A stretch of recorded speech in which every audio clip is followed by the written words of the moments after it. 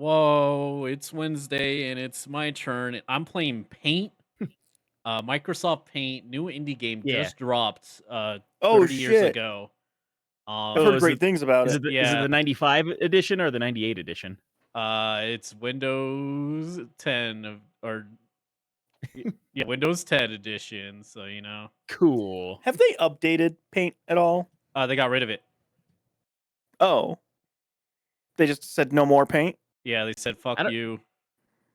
Oh. I mean, I have Paint on my computer. Yeah. When did you build your computer? Like last year? Year before? I think the year before. All right, I did that backwards. Anyways, we're actually playing Steamworld Dig.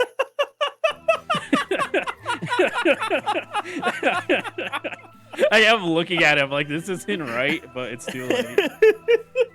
Listen, it's been years since I had to make that. He tried. All right, but yeah, Steamworld Dig. He had to make that old school S. Yeah, which dates back to like the 1800s. Apparently, some fucking crazy shit. So Steamworld Dig is a game Jiraiya talked to me about for like over a decade at this point. Yeah. Whenever it came out. When it came out, Jiraiya talked about it because we both had 3DSs. Yeah. I never played it. for some reason. I don't know why, because like I would just buy the rate of his shit on my 3DS. Like if that fuckface Jiraiya likes, there's no way it's good. Yeah, that's what I thought about you at that time for sure.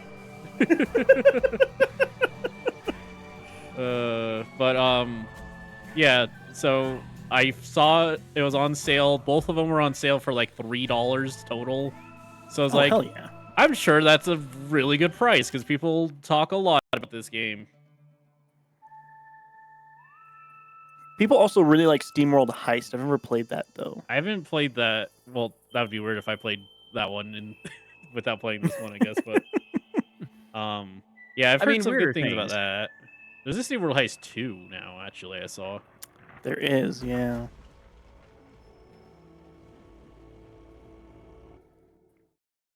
Yeah, this game's so good. Damn, I fell. Yo, Spelunky. Yeah, you did.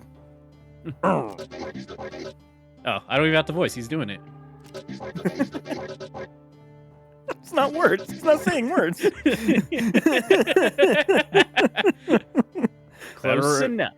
Better explore it before the rest of my light dwindles. Also, hi, Safun. Hope you're doing well. Hey, Safun. Say, what do you think you're doing? Your dramatic entrance just caved the roof in. I'm sorry, miss. My uncle sent me to claim this mine. I was heading to Tumbletown to find out why when I fell through. Oh, you're Joe's nephew. He's been gone a while. I've been sneaking down here mining what little I can, and I just found him. I'm sorry. You should go see for yourself. Find Uncle Joe. By going the opposite direction. You never know. I do like when games do the thing, like I lost some health because I did that big fall. Yeah. I'll wait here. Try to find a way out. If you say so. Is this the PC port? Yeah.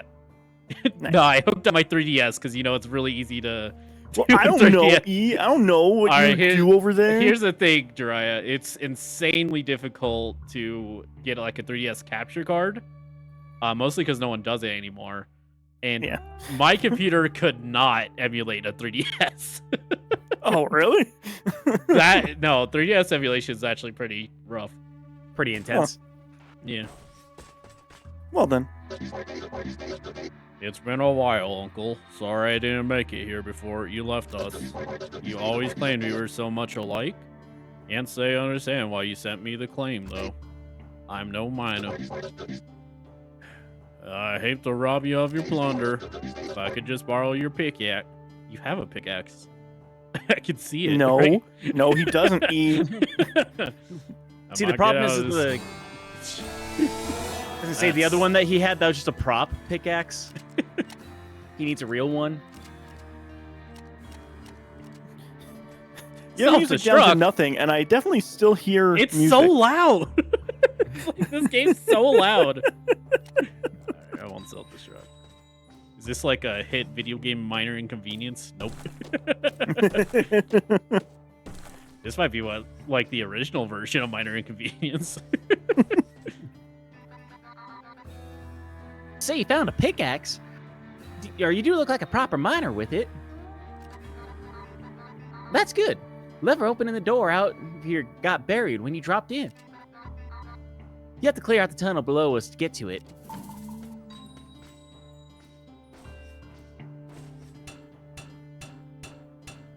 Apparently not going to be that easy.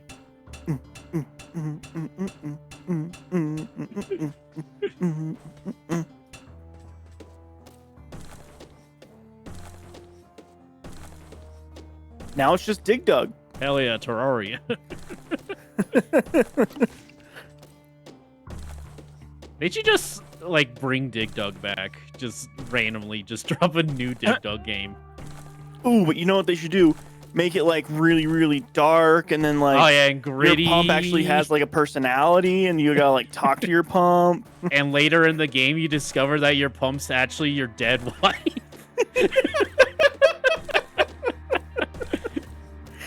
I feel like this is a reference that I'm not getting. Yeah, it's Bionic Commando. 07? Yeah, 07 Oh, or whatever. okay. Bionic Commando. That might be a little early, but gosh. They tried to make it real gritty. Did not work. Which I don't know if you remember what. I don't know if you remember Bionic Commando at all, Robbie. Very really. silly video game. Very cartoony. Yeah.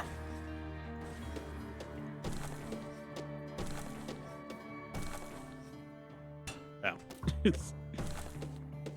Oh, think you can back get to through square that rock with your little tiny old pickaxe, E?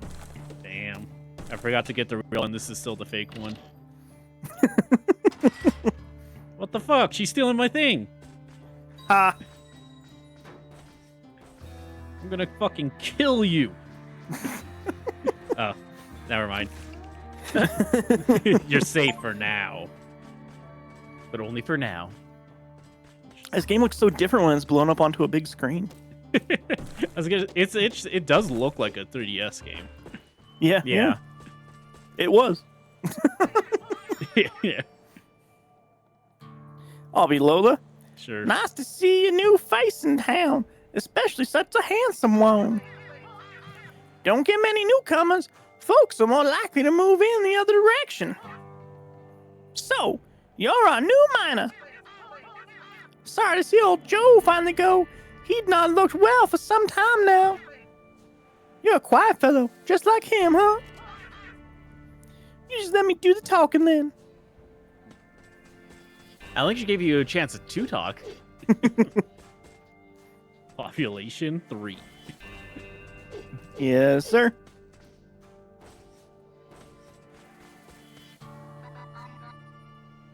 You handled that mine like a real pro. Did I? Apparently. You're not dead. Seeing as you're the new owner and all, maybe you ought to keep it open.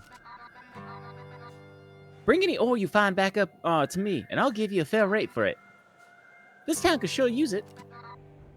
I'm Dorothy, by the way. Now, why don't you try mining some precious stones? Get to it. Me friends call me Hank or Cranky. You can call me Mr. McCrank. You're going to want a better pickaxe. Well, or fresh out of resources, the mine having been closed and all. You're a resource.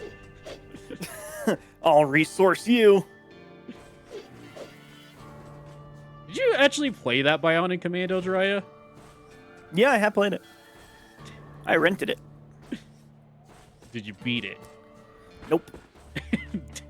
It was pretty boring. That was probably one good things about renting is that, like, if the game was boring, you're like, oh, well, I only spent $5 on it, though. Yeah. And then when the game was really, really good, you're like, cool, I got 3 days to beat this. Pretty much, yeah. It's so interesting. Like, imagine just renting now. When it's like, oh yeah, you got 3 days to beat Tears of the Kingdom. Go. Yeah. We will wipe You it when it's done. just fucking couldn't, man. I mean, you can technically. GameFly exists, but Yeah. Yeah. I mean, It's not GameFly, arguably, Microsoft's Game Pass is more or less a rental. kind of. Not I mean, really. it's a Netflix if you- though more. It's Netflix, but if you look at it the same way as like GameFly, or no, it wasn't GameFly, because there was another service where you could like Game kinda Tap. like Game Tap. Yeah, it's kind of like a Game Tap service. Yeah, it's exactly like Game Tap actually.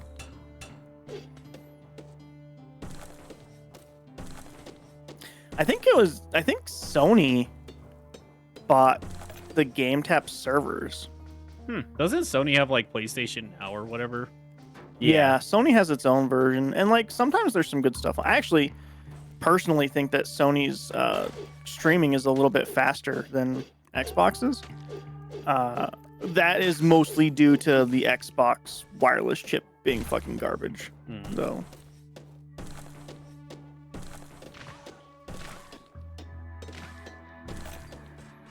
All right, you're full. Well, almost full actually. You're not quite there. Oh, true. He's full enough. Nope. It's never enough. My God, he's consumed by consumerism. Totally a sentence. That's this game actually. Looks like you're getting the hang of it. You should go see my daddy at the upgrade shop. He'll fix that pickaxe so you can dig even deeper. No need to tell him you saw me down there earlier, though. If he Ooh, it's a finds out Flash my game. boyfriend's down there, he'll kill us both. Sounds like I'm safe. Now, I already forgot this guy's voice. He was kind of Irish, kind of Italian. Now I I've got got- something to work with. Now I've got something to work with. Well, you have that. Yeah. Well, that pickaxe should let you take on harder dirt deeper down. When I was scavenging for ore, I found something else too. A cave. You might want to check it out. Joe used to bring all sorts of stuff down there. Be careful, though. Critters have been feisty ever since, or since around the time he went missing.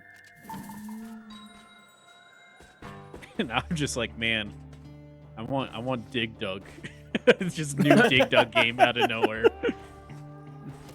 When's the last Dig Dug game that came out? Like not like a mobile one, but like a real Dig Dug. I'm Dig googling Dug. Well, so Dig Dug gets put into the Mr. Driller series now, because he's kind of the predecessor of that. But literally, Dig Dug, I want to say Dig Dug arrangement in like 1992 or something.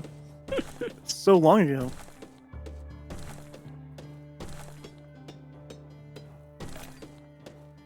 Robbie's googling. Yeah, I am googling.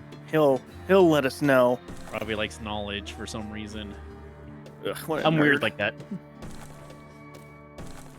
If you don't count the online title, which came out close between like 2008 and 2009, according to the Wikipedia. The Which Dig Dug Dig Dug MMO. owned.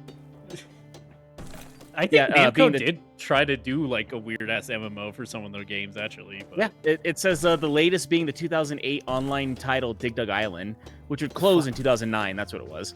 The series is regarded as a core franchise for Namco, blah, blah, blah. Other than that, there's 3 games in the main series, and the last one was Dig Dug Digging Strike for the DS. ah, damn. And Okay. that one came out in 2005. So 20 years 2005. ago. Yeah.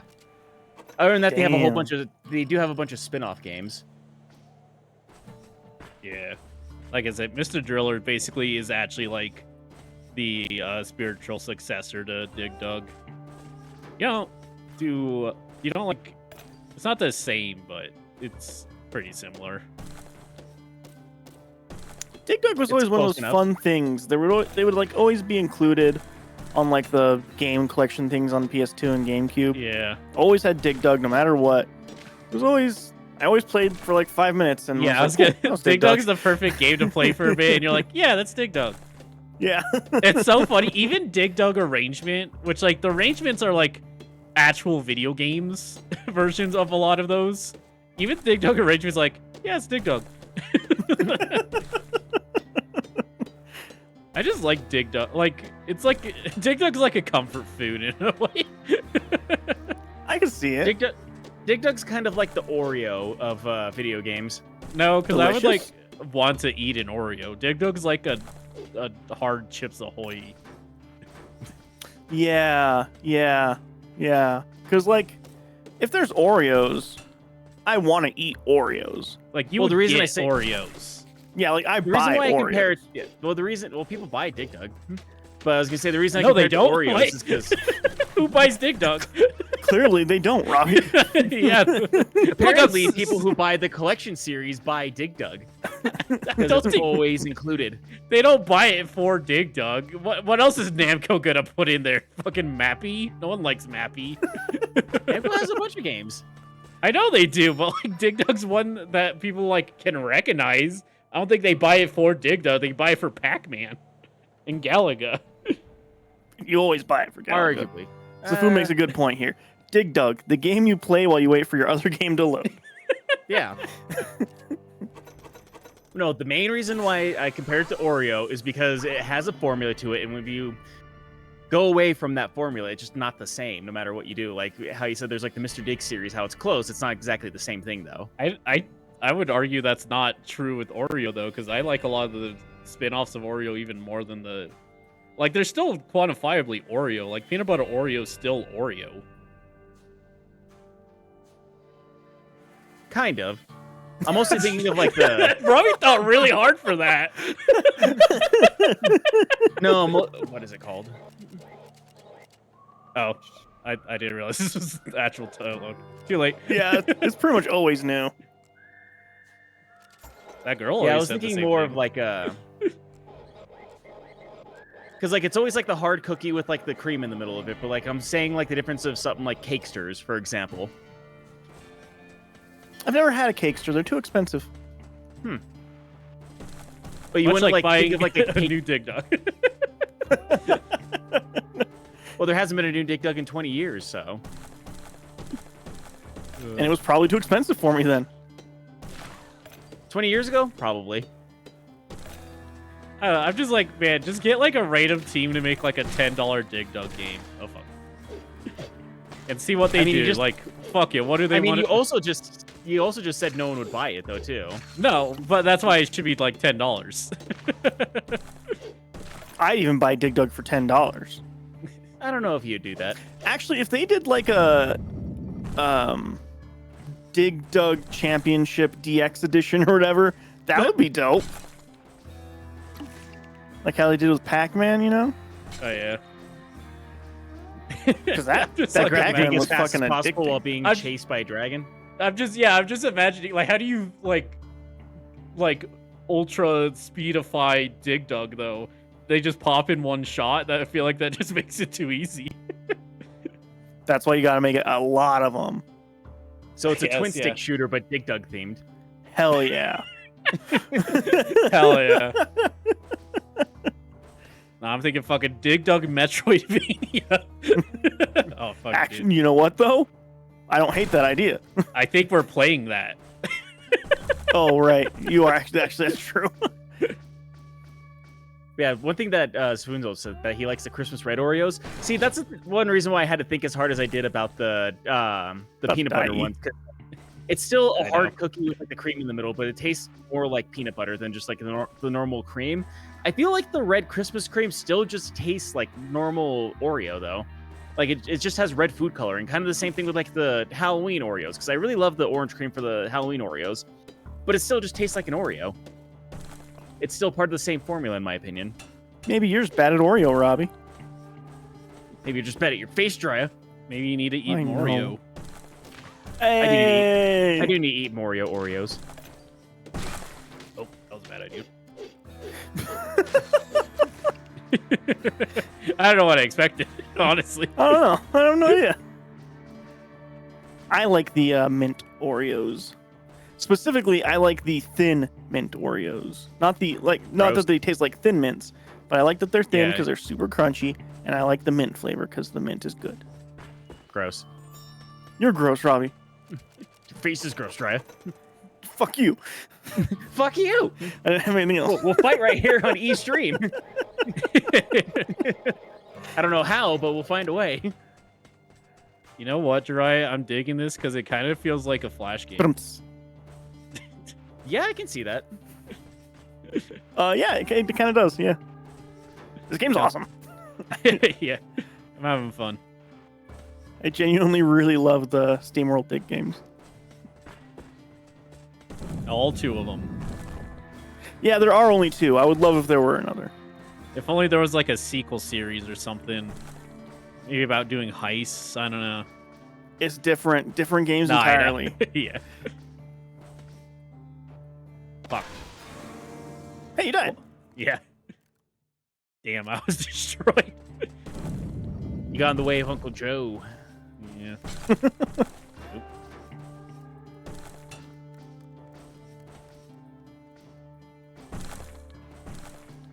There is some weird delay on like when you hit a wall and when you can actually do the wall jump, but Oh, really? yeah. That's weird. It might just be maybe I'm just pressing the button early, honestly. I mean, there's also a chance that it's like a bad PC port. It's quite possible. It's like there's no way that issue would be in the original. No, I don't remember having a bad time with this game at all, so it's impossible. God damn it. You're almost dead, E. Yeah, this laser beam will hear me. Oh, it did. Yeah. Speed. Ooh. Damn, now Oh my it's God, Sonic. it's Let's Metroid. Oh, now I don't like this game. Go. What, now it's Sonic Metroid? And once he's associated with Sonic. I should replay All right, this. this game's. Well, it's for. I think you can literally get it for free on Steam right now. So I kind of got ripped off in a way. All right, now that I have this is actually kind of sick. Yeah, it's cool, man. Like I was already liking this game. I didn't realize it was gonna have like movement.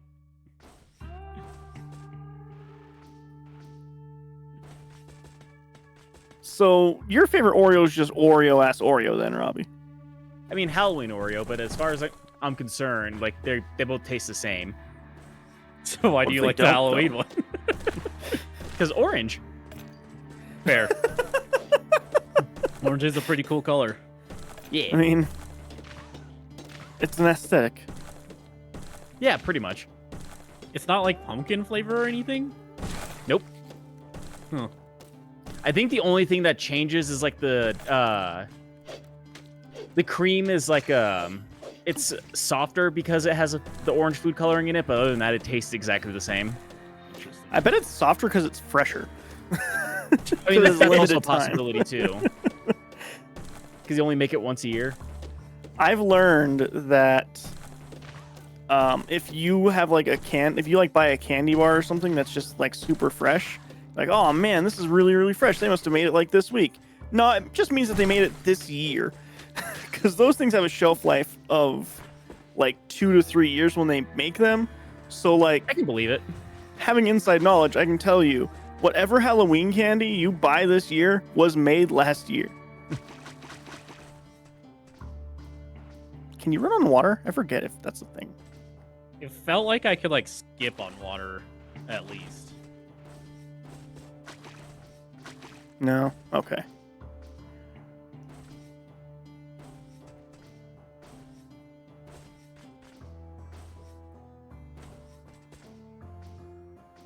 Hey. Hey!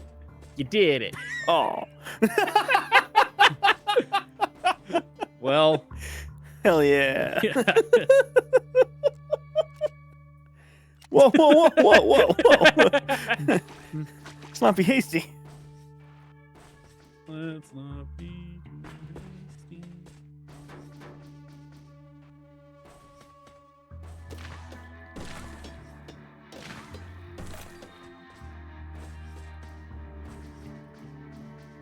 So what have you been up to, Rob? You been playing anything? Not lately. More the same. Just, 17 and a half more days of Cyberpunk, probably. Just hearing that you put almost 600 hours into that is just crazy to me. I don't know. Let me actually, since I'm sitting in front of my computer, I can actually pull up GOG and it will tell me how many hours I put in there. Oh, I keep instinctively just. Hey, guess what? I could have read that, E. I instinctively like, oh yeah, I just need to sell stuff, and I don't register its new dialogue. Hey, there's more down the map somewhere. More of what? Who can tell? I was saying that way too fast. Did you show it to my father? You really should. Let's see. They should put the exclamation point if they have something new to say. So you found one of Joe's caves, did you? Don't know what unnatural stuff changes every time he goes up to down there. Logs and steams, that I get. He meddled with some weird things he did. Sometimes I let him stack some of it here in me store. Weird glowing stuff. I'd rather see him store it in the cave he dug deeper down. Well, you have. Ladder might be nice. Ladders are good, but they are consumable. Yeah. Apparently so are lamps. Yeah. That actually does make sense. To be exact, according to GOG, I have put in 448 hours and 44 minutes. That's a lot of playthroughs of that game. I mean, I've only played through it twice. How is that possible? How is a game that long? There's a lot to do in that stuff game. to do. What do you mean? Yeah. That's too much to do. So much to do, so much to see. So what's wrong with taking the... I mean, for one, whatever cars are called in Cyberpunk. I was gonna say back streets, because if you go to the back streets in Cyberpunk, you might someone might try to bug you. They would. Yes, they would. Crime is a problem in that game. I don't know. I played it for 7 hours. I didn't have a problem with crime. Whoa. You're telling me in a dystopian Cyberpunk game there's crime? In a dystopian city game? No. This is the first I'm hearing of this. Also, Safun was saying, the biggest reason I like the red ones is it adds color when I make them into Oreo salad, aka the cookies and the cream dessert into a salad bar. Yeah, that's fair. And like I said, it's the same thing with the Halloween ones. For something about the orange cream, just having it be orange is a novelty. You just need that red 40 and yellow 5, Oh yeah. That's chemical poisons to make your Oreos better. You're bad at that, Jumpy. That's what I'm telling you, where it doesn't let me jump sometimes. Oh. I think it's just a lag spike, actually, but... Either that or there's just a lockout on the jump.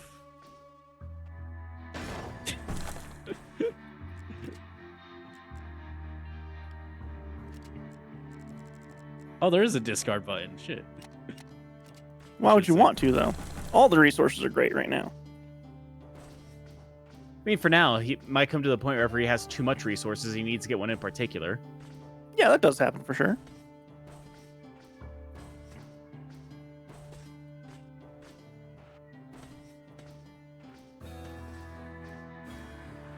Nah, I'm not making that.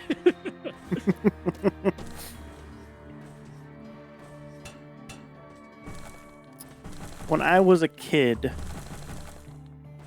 I would always get Oreos. When I was working in the mines when I was a kid, I would get Oreos and I'd get half a glass of milk, and I'd put 5 or 6 Oreos in it, and I'd just mash the shit out of it, and then I'd eat Oreo soup.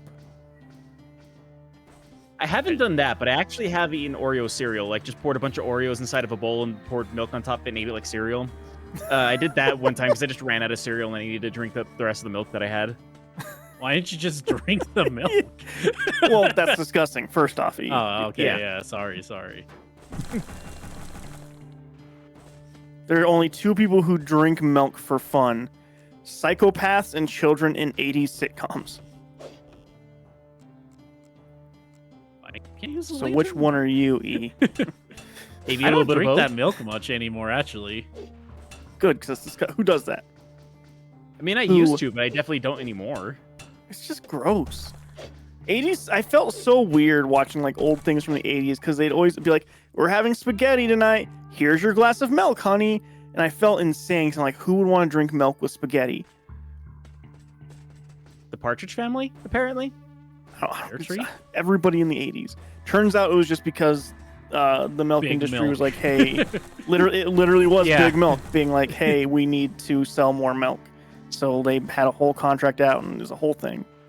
Yeah, because I remember the Got Milk adverts were really big whenever we were kids. Yeah. I mean, that lasted through the 2000s. There were a lot of like Cartoon Network shorts. Oh, yeah. Speaking of Cartoon Network, What's up? one of the main animators for your favorite show, Steven Universe, Yeah, the turns spin-off. out in the year 2000, they sent in Oh. some fan mail of Sonic to Game Informer. Oh, really? Huh. Yeah. Do you know the name? I might know them. Let me look it up. Like, personally? No, sorry. I wish.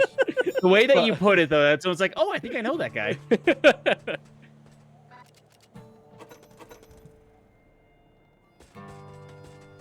You heal me?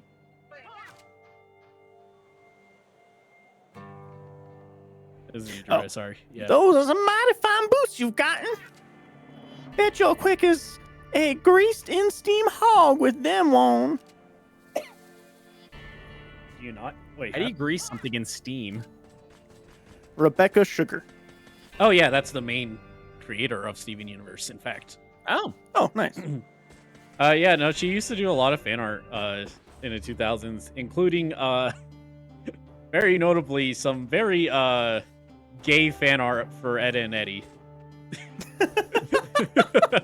Hell yeah. Which people love to just dig up and be like, what the fuck? She threw gay Ed and Eddie. It's like, yeah. Oh, And- sorry. It wasn't Sonic fan art. It was Invader Zim fan art. Oh, that Oh. makes a little more sense for some reason to me. I guess because it's a cartoon. Why did she send it to Game Informer? Did they do a fan art thing? Yeah, Game Informer used to have a thing where you would just send in art of like pop culture video games, and then they would put it in the magazine, and they'd have like a top 5 of people who sent stuff in that month. Yeah. Interesting. Yeah, no, She Rebecca won. Sugar was... Oh, that's cool. Rebecca Sugar was very, like, online active, too, in the 2000s. Like, she just posted on, like, DeviantArt and stuff. Nice. A lot of artists did, actually. No, I guess I should specify, like, artists as in, like, ones that Like people who work became on famous shows, later on? yeah. Not like, damn. Did you guys know the art website DeviantArt had a bunch of artists on it? Crazy. What? Yeah, because like even I remember when Ed and Eddie was airing, one of the like storyboard artists actually, would just post on there. Damn. Oh, it's a Souls like. I bad have move to on get your my end. stuff now. Yes. I think actually. Oh, sorry. Crank it hard in the new parts and all too. Wasn't cheap neither. He charged you a bit of a reassembly fee. I can't believe that Dark Souls stole from Steamworld Dig. Game World. It was apparently one of Sugar's first published things was winning this, and Oh, they cool. felt ashamed that it was fan art and not original characters. I don't know. Like, it's weird. I feel like people put so much like weirdness about making fan art for some reason. It's like, oh well.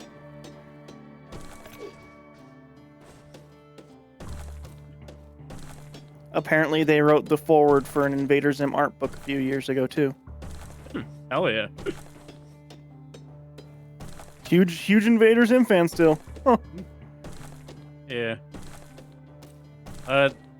They did also get a new show based off of Steven Universe. So that's Oh, fun. did they? Yeah, it's a spin-off for one of the characters, Lars, called Lars in the Stars, and it's presumably about him just traveling the universe. Huh. No Steven, probably, but who knows? Let's see if this even pops up on the camera here. I'm gonna try. The fan art? Or what? A little to your right or left? Right? the other way. Yeah. All right, a little closer. And a little to your right. All right. It's there. I can't make much of it because I'm looking on OBS, but It definitely looks purple. There's a lot of purple in it. It's weird.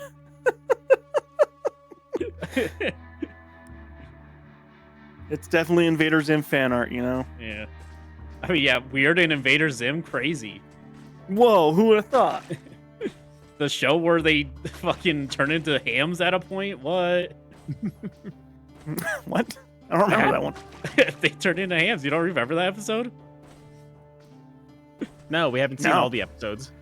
No, I've definitely seen all the episodes of Invader Zim. I didn't watch the new movie or whatever because I got annoyed about 5 minutes in, and that's when I realized Invader Zim's not for me anymore. But Fake tan. yeah, sure, I'll take it. Yeah, Invader Zim's very loud and random. Yeah. It's not Jiraiya humor anymore. It's just not. It was whenever we were kids. I bet you'd still like it, Robbie. I feel like I it's. still like it. I feel like you show me enough internet videos to where I'm like, yeah, Robbie would still like Invader Zim, I think. I do still like Invader Zim. I still think one of my favorite gags on it actually had nothing to do. Well, kind of had to do with yelling, but it didn't at the same time. It was the germaphobe episode that they made. Mm-hmm. But they had the whole thing of where he goes into a burger shop and like everyone's covered in germs, and then he looks at the actual hamburgers themselves and there's no germs on those. And he asks the guy behind the counter like why there's no germs on any of the meat there. And he goes into this whole big long explanation about how they cultivated burgers to make space meat, so that way the astronauts would be able to have burgers whenever they were up in space. He's like, but we can have the budget of it, so we just make ours out of used napkins. That's good. How do you make them so saran? Clean. Oh, Clean.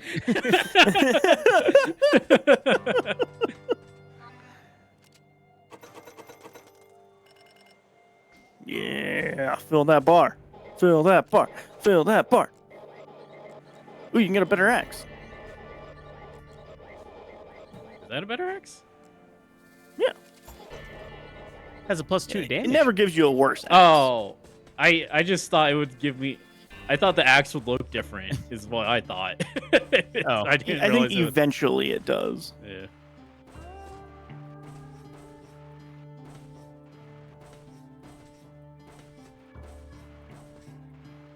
I do still think one of the funniest things about Invader Zim is that the creator's previous work was about a homicidal maniac. And yeah, the John the executive, homicidal maniac. yeah, the executive saw that and like, we should give this guy a children's show. And then got mad when his children's show pushed boundaries a lot. Why is your children so weird, guy who made the homicidal maniac show? Because like, was it? Because another funny thing is the Christmas special. There's a part where like some kid like asks a bunch of questions and then the snowman just pushes him under the bed. Those were verbatim questions asked by like studio execs. He's like, it was stupid, so I added it to the thing. That's funny. You're gonna die. I'm so low on health. One more I'm hit, glad that's you all it's saw gonna that. take.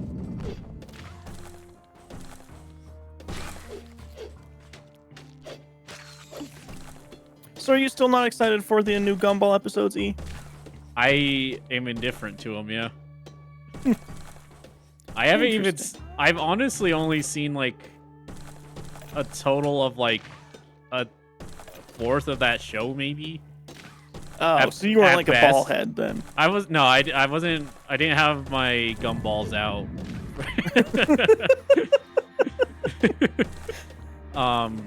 It's a good show. I like it, but, like, it's just not one I... Again, it's an episodic show, so, like, I could just watch however much I feel like, ultimately. Fair. Fair. Yeah, I've seen like clips of it online and they seem very very funny. One of those things of like, how the fuck did they get away with this kind of thing? Yeah. I think, like, especially in the later seasons, they just kind of were like, fuck it, we'll do whatever. Yeah, they snuck in a lot of sex jokes into that show. Everything jokes. There's a whole episode that's just like about sexism in the workplace, and just like I love the last line of it, which is like, it does the generic cartoon thing of like, well, both sexes have it bad in different ways, so it means we're equivalent. And the mom's like, well, no, that's not how this works. And he's like, yeah, so it's all good. And she's like, no, this is the issue. Men never listen. And then it just cuts the episode. That's just how it ends. That's pretty good. That's funny. Yeah. That's funny. I think I told you, right, in a way it is kind of like a kid's South Park in some sense, with how it like ends up doing topical stuff. There's a whole episode that's just like a Final Fantasy homage. And it's just like in pixel art for most of it. See, that's cool. Yeah.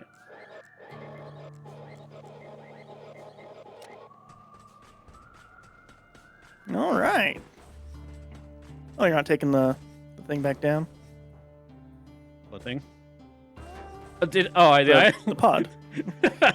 I mean, you can always mine your way down again. There's a bunch of resources you haven't gotten still. I didn't even like recognize what that was. I'll be real.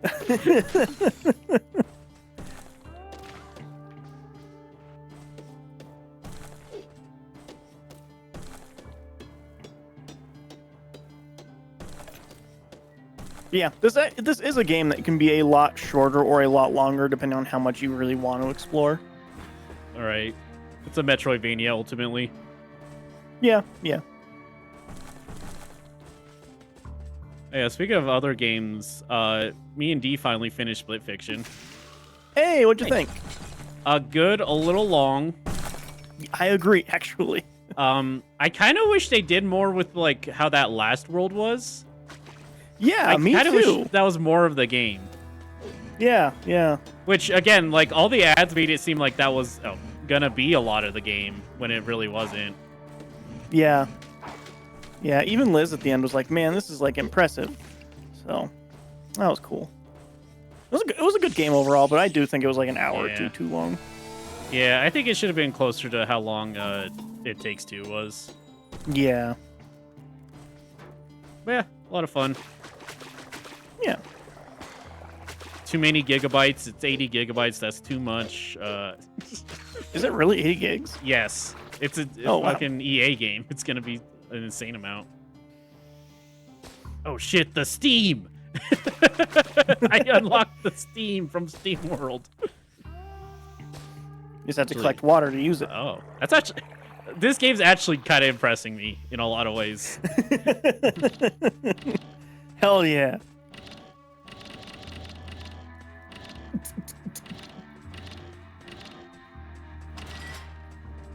Good You puzzle. did it. I don't... How was I supposed to solve that one? I'm gonna figure it out. Apparently they told you to brute force it, and you brute forced it. It's only so many ways. Yeah. Yeah. So you know what I saw on Monday night?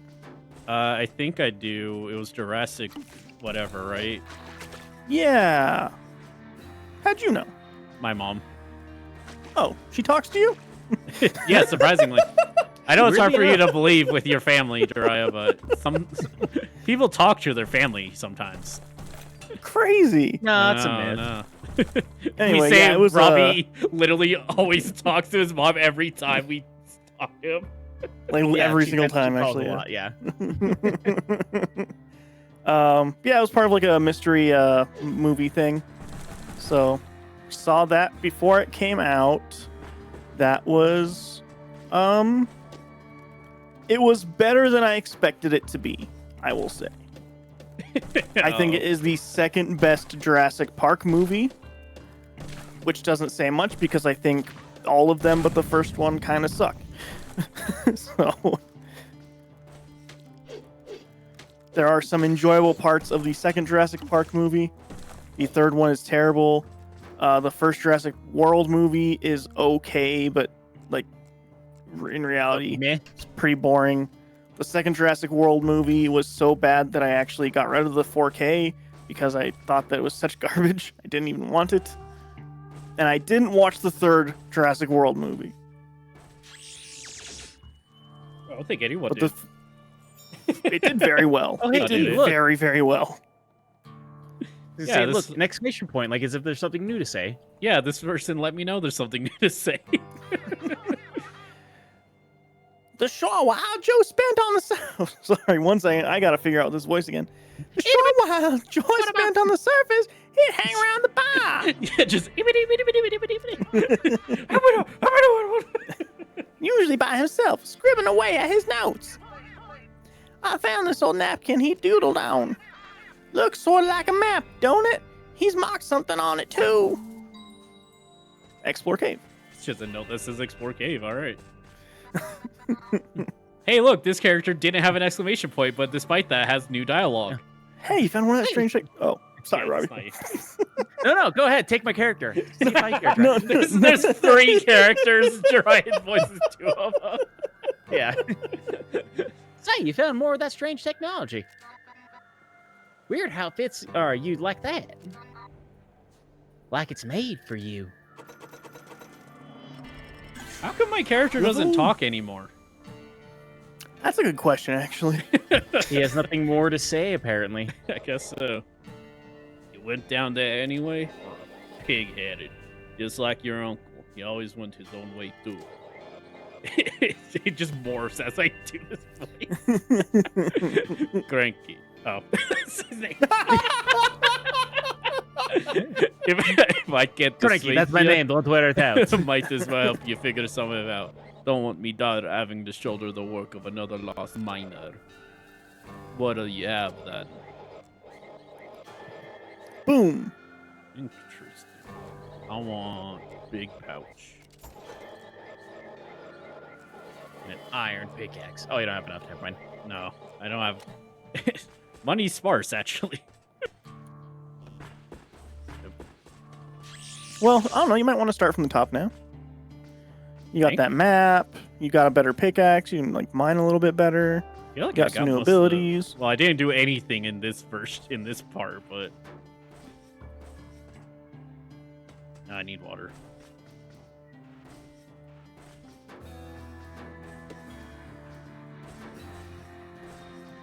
I feel like ultimately there's not like a ton of horizontal space, to be honest. There's not a lot, no. So, like, but I'm there's not, some like- good treasure. Yeah. Oh, the fire's my lantern. I see. Yeah. That's not gonna be a good way to do that.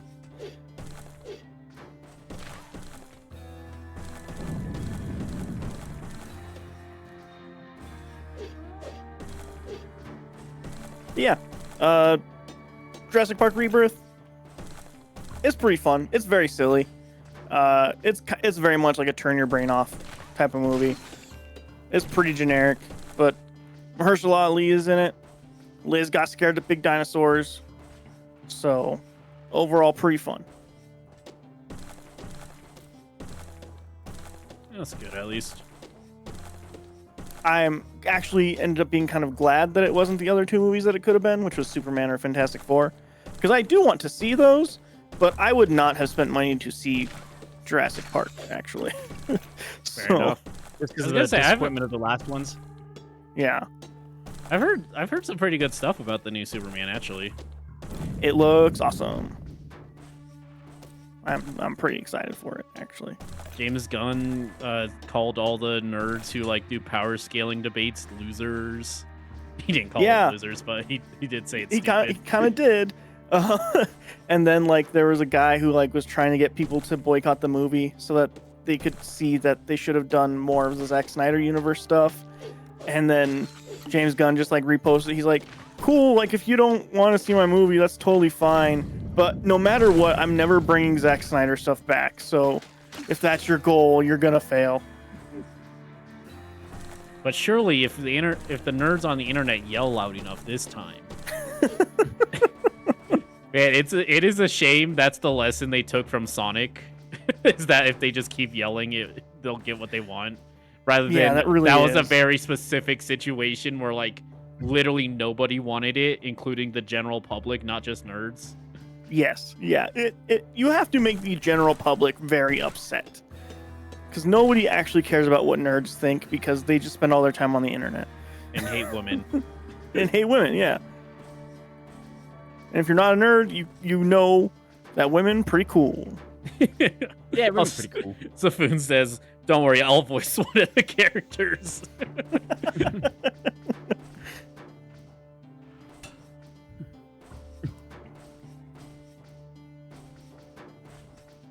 Just thought for a second, like, this character's like, all right, Spoon, your turn. And then he just types out what they say in chat, like, good job, Spoon. And then we just go on to the next part.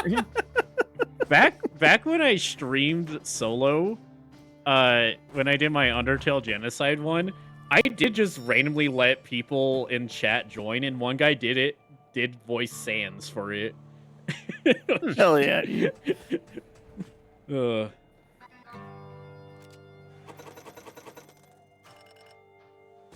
Let's just letting those creepers into your 13-year-old room. As one does. Inside the room, real life room, not yeah, just inside. Yeah, I'm sure your parents were really confused that random people were just coming into the house and just like, oh yeah, I'm just here to voice a character. Like, what are you talking about? I mean, my brother's done worse. They would be like, okay. They'd be like, oh damn, he has friends. They'd just be proud that there's somebody there to see E. Yeah, honestly. Because I remember I talked with my family, because my brother technically had a curfew, and I never did. And I was like, yeah, it was kind of like, I always thought about I did have a curfew. And they're like, you didn't go anywhere. Which is true. I didn't. There's not really a reason to give you a curfew if I don't leave the house. It was like, your curfew is you should go out. Your curfew is don't tell us where you're going. We'll see you later, mom, probably. My mom literally would be mad if I went somewhere without saying something. Yeah, that's true, but still. Hey, different enemy type. Yeah. I will say, whenever me and Dry were kids, there's a lot of both of our parents saying like, you need to go outside and play more. Yeah, I was always outside as a kid. Yeah, I know. Well, no, so was I. A teenager, that it became a problem. Well, no, like even the days that like we stayed inside, it was usually like the few days that we did stay inside, it was usually like, you guys need to go outside and play. Which I think is their way of just kind of chasing us away, but yeah, they didn't want to deal with us. Which, you know what? Fair, I get it. Yeah, I don't want to deal with us either.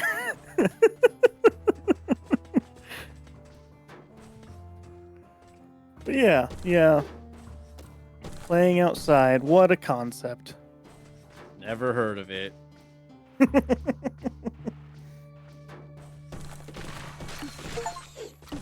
Hey, I defeated 10 trilobites before they woke up. Hell yeah. Let's go. Oh, Way to also murder creatures in their sleep. Also, Robbie and I went to the Ren Fair this weekend, so that was fun. Oh. How was the Ren Fair the second time around? You were there. I just mentioned your name. Oh. I thought I heard it. I went to the Ren Fair again, is what I heard. No, he said me and Robbie went to the Ren Fair. Okay. This weekend. No, I heard Yeah, I heard for some reason it translated to me, I went again. It's like, oh, okay. No, you're the one that went twice. Yeah, I know. I don't know if I would count the first time. You were there for a few hours. You were there for like pretzel. 4 hours. Ren Fair's an all-day thing, to be fair. Like, there's a lot to do at the Ren Fair. So going for 4 hours, you don't get much done. Exactly. That's part of the problem. Is like all we did is like look for shade to get out of the heat whenever we went. So it felt very unsatisfying whenever we went that first time. I feel like diamond's better than gold. Yeah. Bronzite. What about that small stack? Sorry, something was in my shirt. Oh. Weird. Yeah, I don't know what it was. Hopefully not a spider. It was definitely a spider. I did have some times where like there was just a spider crawling up my leg while I was at my computer. Oh, I'd freak out. I like panicked for a bit, and then I just flicked it off. It was a small one. It wasn't like. Wasn't Kind like of a on who spider you that ask. Like the ones that are the size of pretty much anything that's alive is a big spider to them. That's Liz. Yeah. My mom told me like there was like maybe a daddy long legs or something that was just chilling, and she said I was just gonna let it chill, but Liz made me kill it. Yeah, it was also missing a couple legs. And Yeah, Liz just couldn't handle it.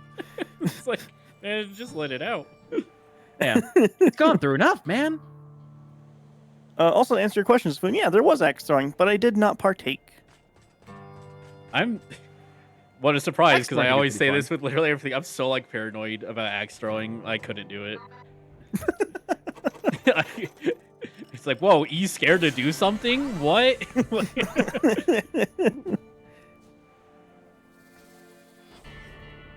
Got so many more options to buy. Maybe. One max water, one max health. I only died the once. I feel like I don't need more health. Deeper tank is nice, though. Yeah. Axe throwing, you'd be fine, E. The target's pretty far away. You'd have to throw real hard for the axe to come back at you. No, I'm worried I'm gonna like not like I'll take too long to throw it and like hit my leg. So you're afraid you just won't throw it, is what you mean? Yeah. You know how you fix that? No, how? Enlighten me. They do give you pretty clear instructions on like when you're supposed to throw it and like how to throw it properly. I was like, I'm afraid I won't throw it and I'll chop my leg off, actually. Yeah. Listen, like, I don't ever claim that. Yeah, I don't claim that my fears are rational. Most are very irrational, actually.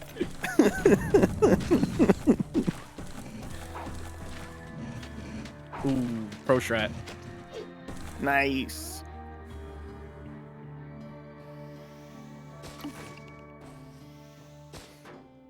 Too high up, I think. Yeah, I think so. Oh, no. You almost had it, actually. I'm hitting Couple it. more I just hits. ran out, yeah. Oop.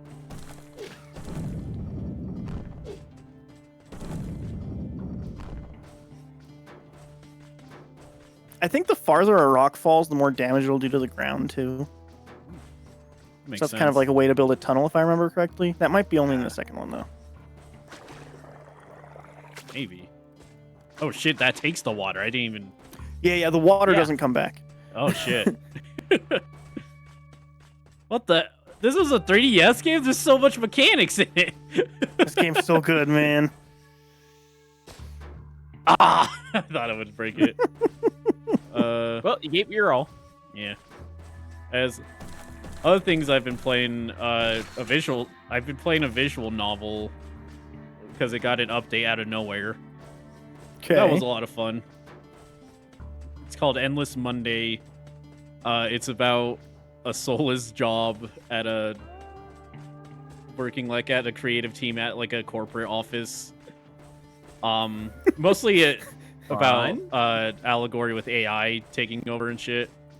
Oh, Which okay. the original was written when like AI was just starting, and then this expansion kind of went over a lot of like just companies shoving AI down people's throats, basically. Yeah. Yeah, it was a lot of fun. I like the characters You're a not lot. digging it all. No, I'm looking. I don't remember where the ore I was jumping at was. Oh, there it is. Down there.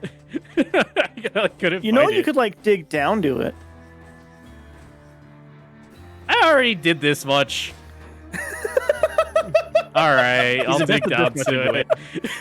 I just like the silence of you realizing you could do that, though. Yeah, I didn't think about that actually.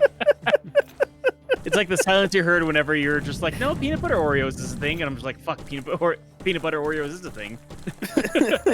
Like, yeah, like it's like I feel like Oreo's the like cookie that like has the most variants actually. Most of them, I don't know if they count though. I don't know. What There's do you like mean? It's an Oreo. a lot of them. Yeah, they're still wait. just Oreos. No. No, because Yeah. there's like like if you're talking like all the types of Oreos, there's like the fucking ones that taste like carrot cake. There's those ones are great. Those ones are really good. There's like the mint. There's Are they better than the original though? Like I like them more than the original. Like, yeah. That like my point is that like there's still like the original of it. Like even though there's all the variants of it, like there's like most people just prefer the original Oreo. No, that was my whole point with that. No, I like that one more than the original Oreo. And I think so. Like ranking double, like I put double stuff pretty high. That's the one I definitely just get the most. That's still just an Oreo. Yeah, no, I'm just saying I get that stuff. one the most likely. Yeah. I definitely get the carrot cake one a lot because like it tastes like a carrot cake, which is crazy. It really does. Yeah. I do get the peanut butter ones a lot. I get golden Oreos a lot, which that one I would if I hit my mic, that one I was getting really heated. I was like, Oreos, woo! The golden ones, ones. Yeah, I think the golden. I like the golden ones more than the default ones, but not more than double stuffed. I do actually think there's a difference. They're just more cream. It hits different, cause like mega stuff is too much. Too much stuff. Yeah. Yeah, but So, it's like I saying have a if you list get a Pepsi if you get a drink at a restaurant and they add more or less ice in it, it's gonna change how the drink tastes, but it's still, whatever does? drink you got. Yeah, No, but it's it's still important. Like, if you get a Coke and it has too much ice in it, it's still just a Coke. But here's the thing, Robbie. Just because it's the same ingredients does not mean it's the same flavor. A Coca-Cola from a McDonald's is going to be a very different Coca-Cola than from It's a still different. Coca-Cola. That's But the point. no, Yes. sir. They Try Robbie, let me finish here. There's a whole thing here. McDonald's specifically engineers how you drink the Coke and what temperature you get it at. So they actually have cooled machines to keep the syrup cold, where a lot of people don't do that. It just gets cold by adding the ice to it. So you, by default, that syrup is cold already when it's coming out that machine.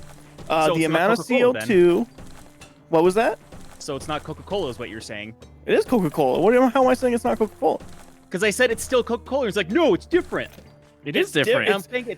The way you use the ingredients matters how it tastes, Robbie. A Coke from McDonald's is going to taste different from a Coke from the bottle. It's just how it is. It's still Coca-Cola.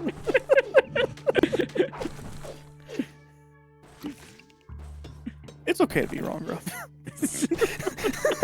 You're lucky I'm not in the same room as you. I would actually hit you. So here are the Oreo it's- flavors. I guess it's different, kind of like how yours isn't, or your trash can at your house isn't a real trash can because it has a touchscreen on it. It doesn't have a touchscreen. Yes, it does. No, it doesn't. You could argue it's a touchscreen. Yeah. To be fair. Because if you touch it, it opens up the lid. You play Doom on that, and I'll agree it's a touchscreen, Robbie. All right, let's do it, Robbie. Okay. Oh fuck. See, he has a game over. Now we can play Doom on Dry's touchscreen trash can. Fucking cool. They can be hard to spot them spikes. Always make sure you got enough light. Here are the Oreo flavors. I've been trying to get this for a while. You got your classic flavors. Original, golden, and double stuff, which golden is just a vanilla cookie instead of a chocolate cookie. Mhm. Yeah. Then you have your popular flavors. You got mint. You got peanut butter. You got lemon, which I've never had lemon. I don't like You have lemon. birthday cake. You have chocolate hazelnut, which personally I will go for chocolate hazelnut before I go for a normal Oreo, because I'm a Nutella nut. Java chip, toffee crunch, which I do like toffee crunch. I won't go for it over a regular Oreo, but I do enjoy a toffee crunch. Caramel coconut, which I've never even seen that one. And then there's a dark chocolate version of Oreo, which I feel like, Robbie, that might be for you because you love. I do you like love dark chocolate. And then we got some limited edition flavors here. Mhm. We got Neapolitan. Got Selena chocolate- Gomez. Yes, that is in there. Chocolate peanut butter pie. Red velvet. S'more, which I actually don't like the s'more one very much. Red Velvet one's really good, actually. Red velvet is nice. Strawberry cheesecake, which I've never had and I want to now. Fudge covered Oreos, which texture wise very different. Post Malone Oreo, which is apparently a chocolate and golden cookie with salted caramel and shortbread flavored cream.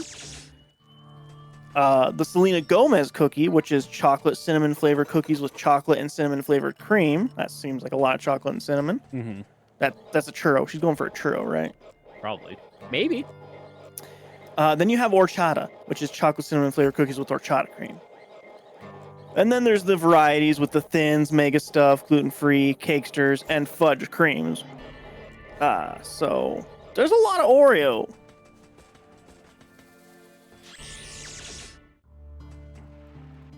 Now then, which one is the best? That's going to depend on your taste buds.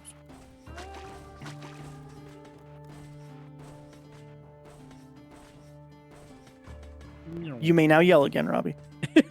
No, I'm done with the argument. The fact that I said there's a bunch of different variants and some people enjoy the original, apparently I'm just wrong because some people enjoy the original more than the variants.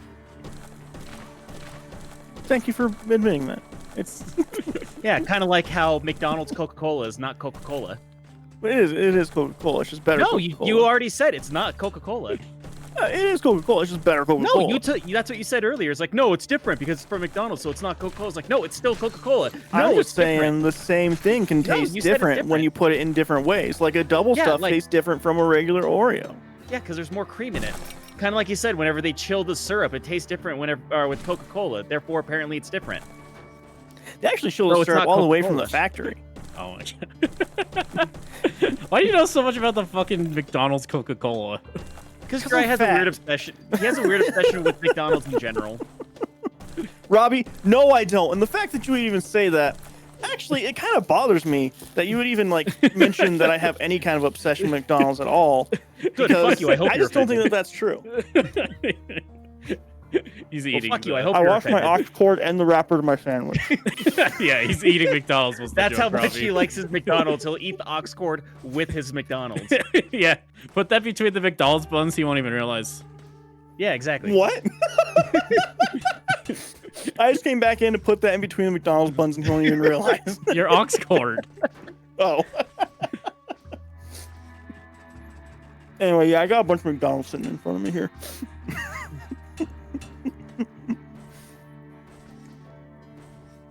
Now I have to eat it because I started.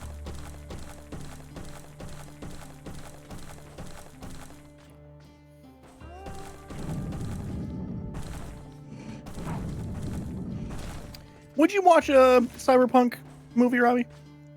Probably. I mean, the anime was pretty good, so if it's as high quality as the anime was, then I'd probably be excited about it. What if they were just trying to recreate the story from the game? I don't know how well that would work. It might work, but...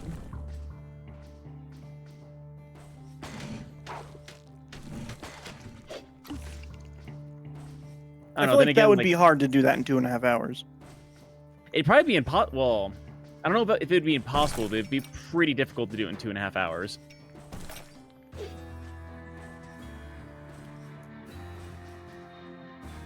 You know what I'm upset about?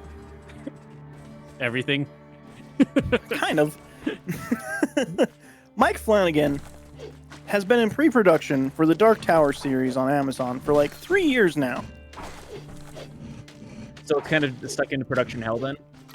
I don't know if it is. I think he just wants to get it right. But like while that's been in pre-production, he's done Life of Chuck, which is his own, which is his movie based on Stephen King. Short story. And then now he just started filming, like as of today, just started filming the Carrie TV show. Your favorite Stephen King. It's my least favorite, but I'm going to give it a try because it's Flanagan, but I do genuinely dislike Carrie, actually. Do you think he'll flan again?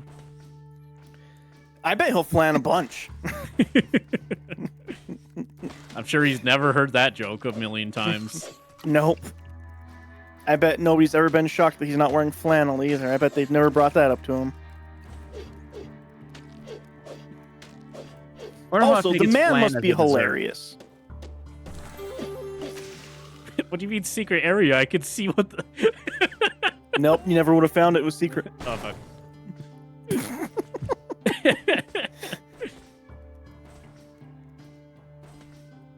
I wonder if he's ever gotten a second serving of flan as for dessert. Damn it, I was gonna make that joke. I was like, I wonder what joke Robbie's going for. That's what I tried making earlier before Dry cut me off. Forget this game has fall damage somehow, despite multiple times hitting the fall damage.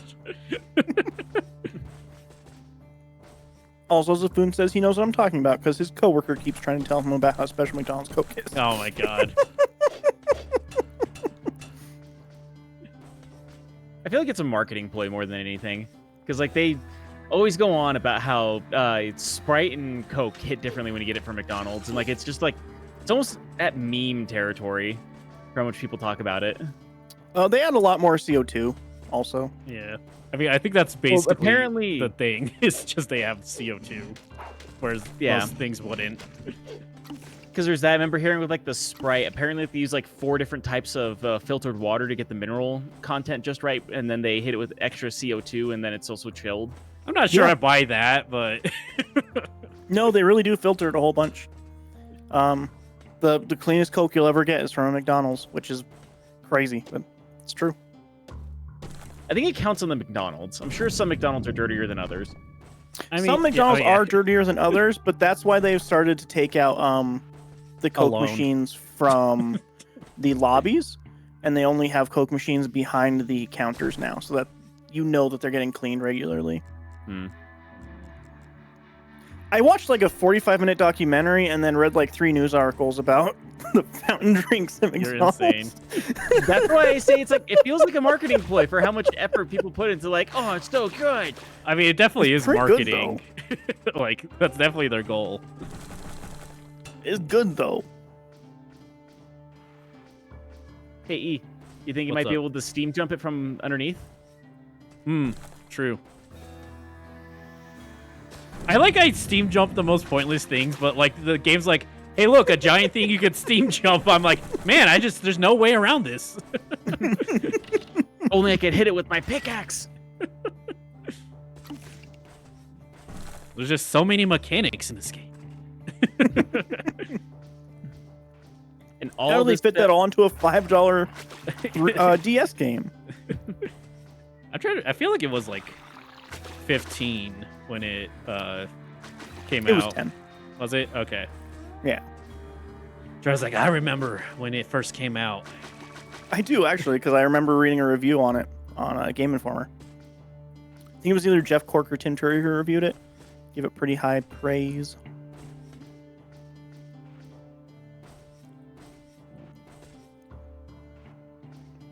All right, I'm gonna have to come back. Yeah, you need a better pickaxe for that.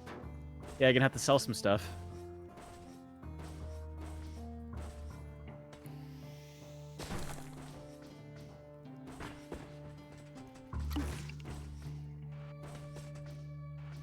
You know what problem I realized I have? McDonald's. No, I've known that for a long time.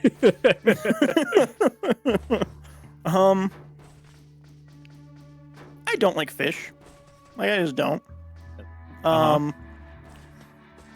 But every time I see like a fish and chip basket, I'm like, man, that looks delicious. I think it's mostly the chip part that you like from the fish and chip basket, though. I mean, fish and chips looks fried good. So well. I don't ever get fish and chips, but it does look good. I just know the inside of that batter is not going to be what I want it to be. Right? But nothing else is fried the same way as fish and chips. Just order fucking tempura or some shit, man.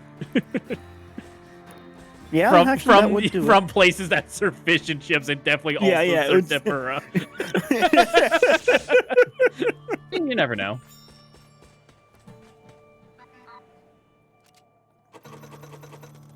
Woo, level 6. Hey. Pressurizer. Damaging pickaxe. I better buy the pressure walker. Oh, really? I'm short like 10.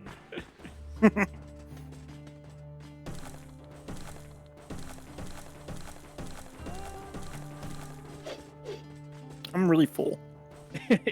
How could that have been prevented? There's no way to have changed the outcome of this. I had to take a bite for the bit, E. You understand? No, Dry. I never do silly things for a bit. Never in my life. Never. I never, in fact, do bits that don't even make sense because I do them off screen. I've never done that.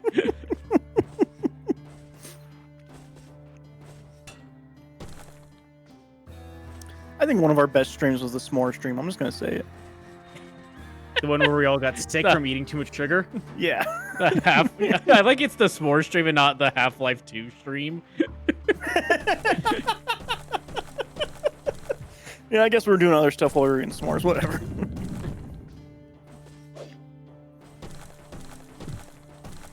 Man, This stream, we're eating s'mores, also showing E one of, or what's considered to be possibly one of the most important FPSs of all time. Making you pause every 30 minutes so I can be like, eat this s'more.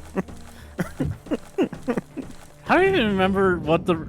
Wasn't the results just normal s'mores are good? Basically. Yeah. Like, Yep. and all the experiments were very bad. Not bad, but like... Not all of them. Some the of them were caramel pretty good. Ghirardelli one was pretty good. Yeah. I remember the oatmeal cream pie one being pretty good too. Yeah.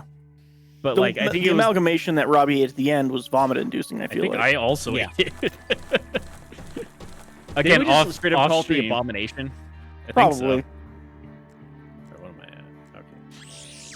I think if anything, Dry probably wishes he got on tape, or not on tape, on video, the time whenever my my logic went like, okay, I don't want to chew on this plum candy, so maybe if I just swallow it whole, it'll be easier to get down. And then he just sat there and watched me gag for like 5 minutes while trying to swallow something that big. It just didn't make sense. Robbie tried to eat like an entire olive in one gulp, basically. Pretty much, Kind yeah. of like that, yeah. Yeah, I like put it in my mouth and it was like for like 5 minutes, and Dry kept on picking up a trash can because he thought I was legitimately gonna just vomit everywhere. That's also Zafun saying Peeps s'more way too much sugar. Ooh, You know yeah, I what can see did? that. You know what Peep experiment did go well? Jiraiya just used Peeps to make Rice Krispie treats, and those turned out pretty decent. Oh, yeah, I did do that. That Yeah, was I can fun. see that. It gives like he used like the Dr Pepper one, and that one like it gives like a nice hint of spice. Yeah, like cinnamon and cherry.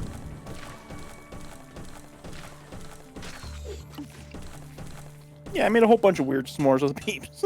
I still can't break it.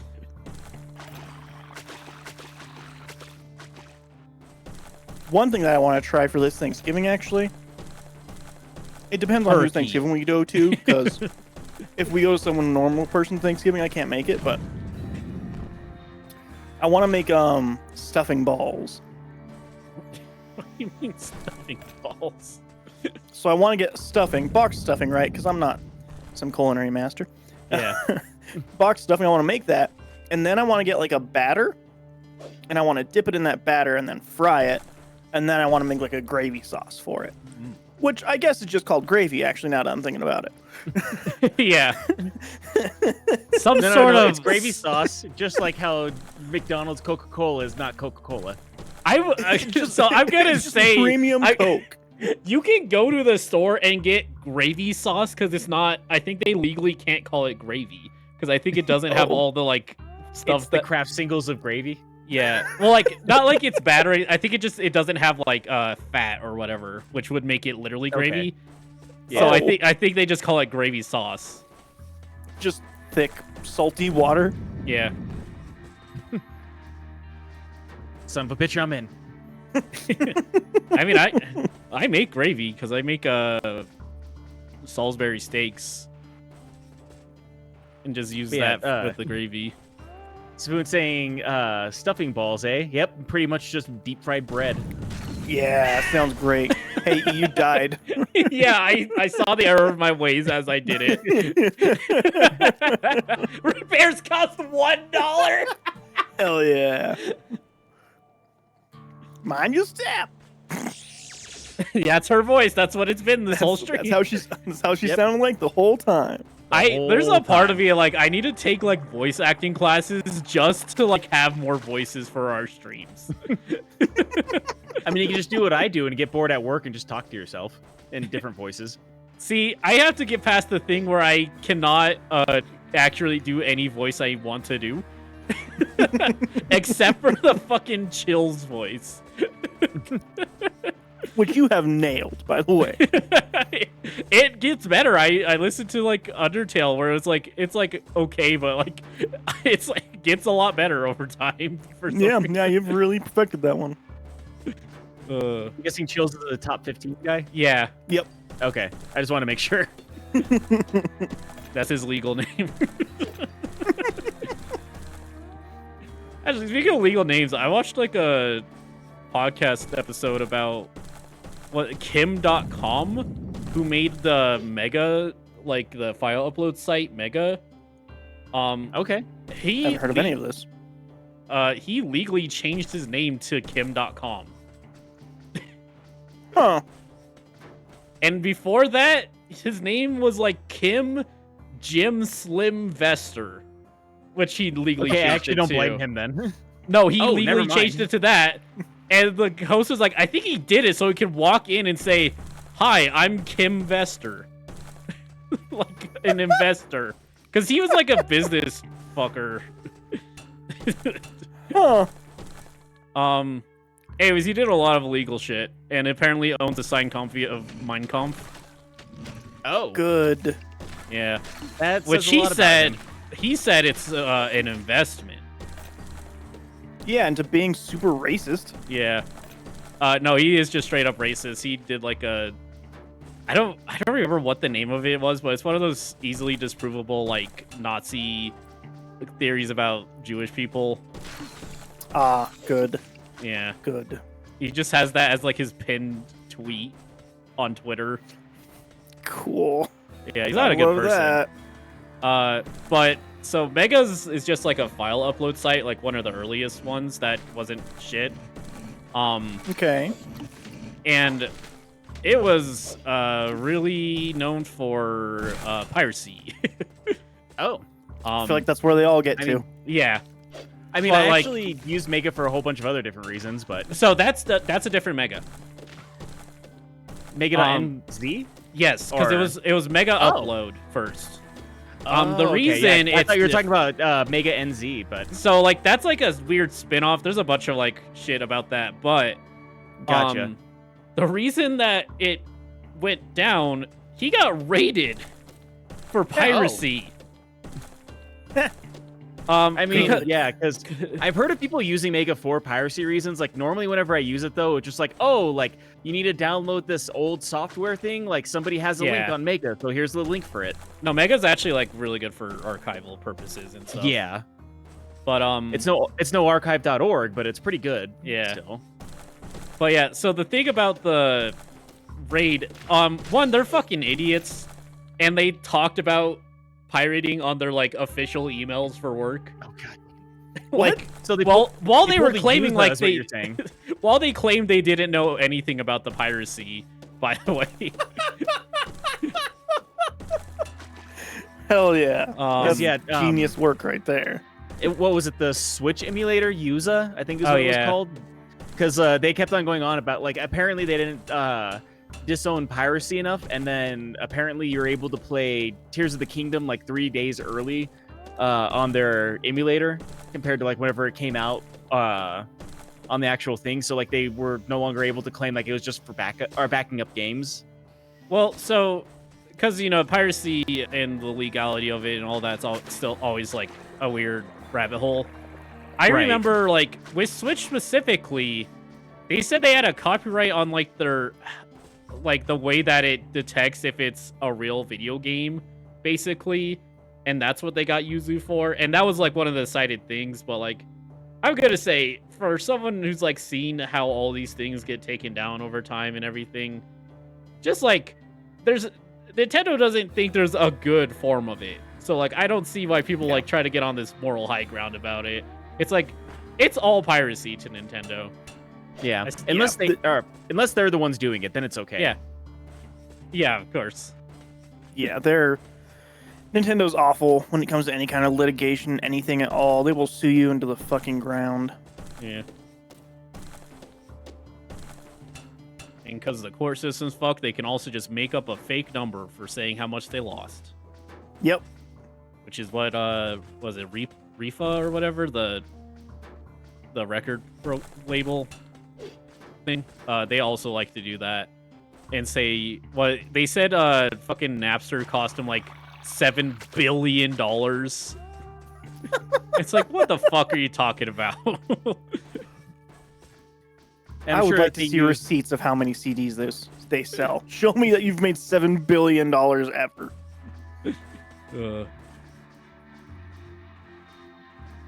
I know, it's one of those dumb things that they do all the time when it comes to, like, potentially how much they lost due to piracy. But, like, that's potential is doing a lot of heavy lifting whenever it comes to that, because, like, I think one of my favorite examples is the fact that, like, the showrunners for Game of Thrones, they had the most pirated TV show in history, and they're kind of okay with it because they still made their money back.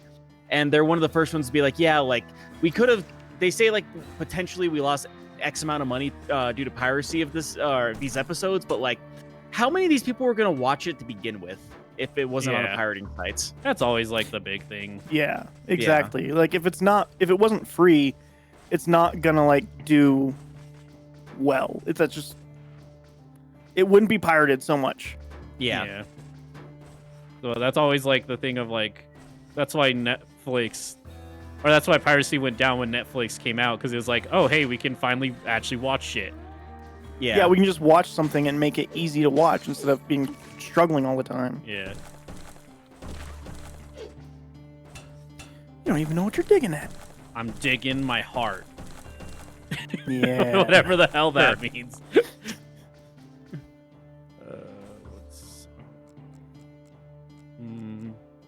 But no, I think speaking of pirates, Pirate Software, the YouTuber who also made a couple video games that also just streams all the freaking time. One thing that he said too is, like, sometimes just making it affordable for certain people will actually help with piracy quite a bit, because I think Brazil is, like, one of the hot spots for piracy. Yeah. And part of the reason why is because, like, a $50 game here in America is still $50 it is technically at the same price in Brazil, but, like, $50 American dollars is like a week's worth of pay for a lot of people in Brazil, because they don't do anything to, like, localize, like, how much it would cost there. Right. And he was saying that by localizing his game cost-wise, he's only making something like $1.50 to $2, like, per sale for what he normally ends up selling as a $10 game. But also, like, a third of the purchases were made in Brazil because he made it actually, like, affordable for people who live there. Mm-hmm. That's a big difference. That's a huge change. Yeah. So he's saying, like, yeah, if you're gonna make your games, like, do what you can to find out, like, what the conversion rate would be of it, and, like, make it affordable for the people in that country. Yeah, because that's a big thing, especially on Steam now. Because was it SNK's new fighting game, City of Wolves? So SNK, quick fighting game history. SNK does extremely well in Latin America and South America, because it was affordable. Ultimately, like arcades, they could get the actual machines in a lot more easily. So, like, those did really well in Latin and South America. Their newest game, if you, like, actually did the, like, for, like, how much it would cost to working and all that, basically would be double the price in the countries that basically kept them on the map. Good. Yeah.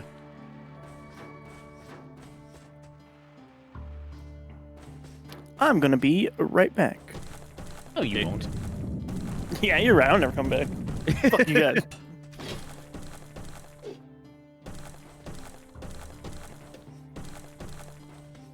I feel like I'm running out of things to mine. I just gotta go deeper, man.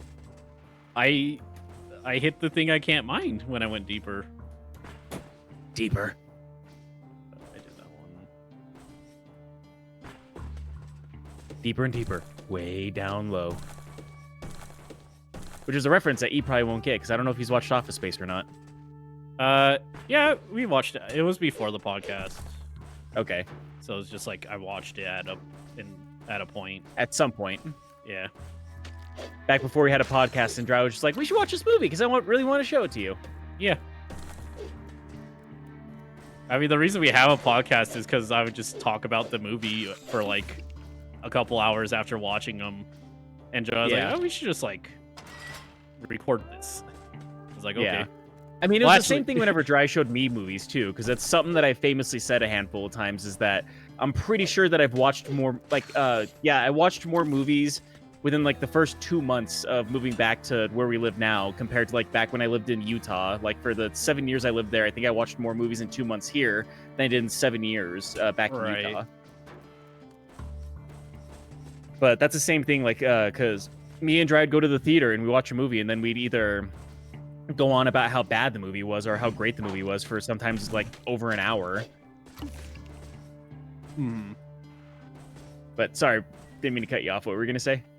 I don't know. Okay.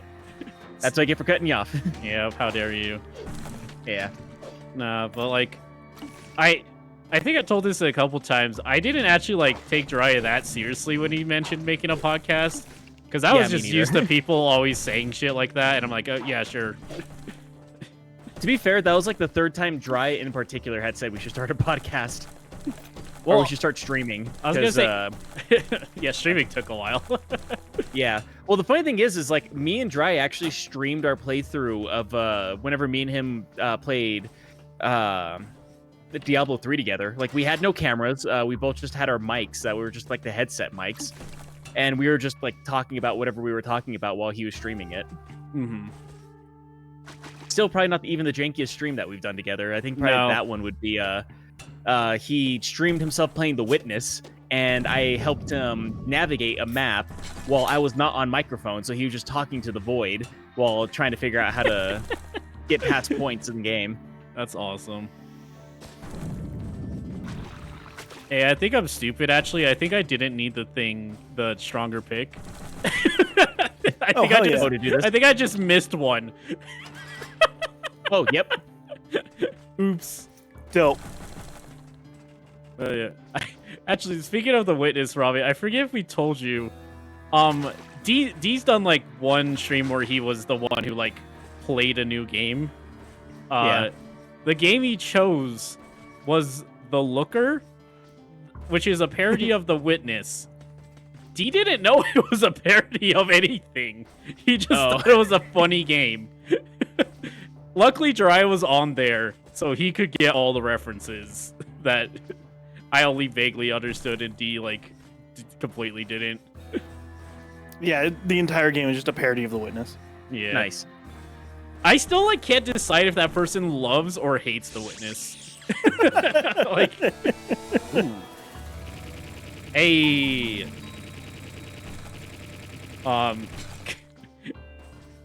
because like it definitely is like you could tell he's like, yeah, the creator's like kind of up his own ass about it, but like he kind of is. Like that's just kind of true of The Witness. That's kind of the point of The Witness, even. Yeah.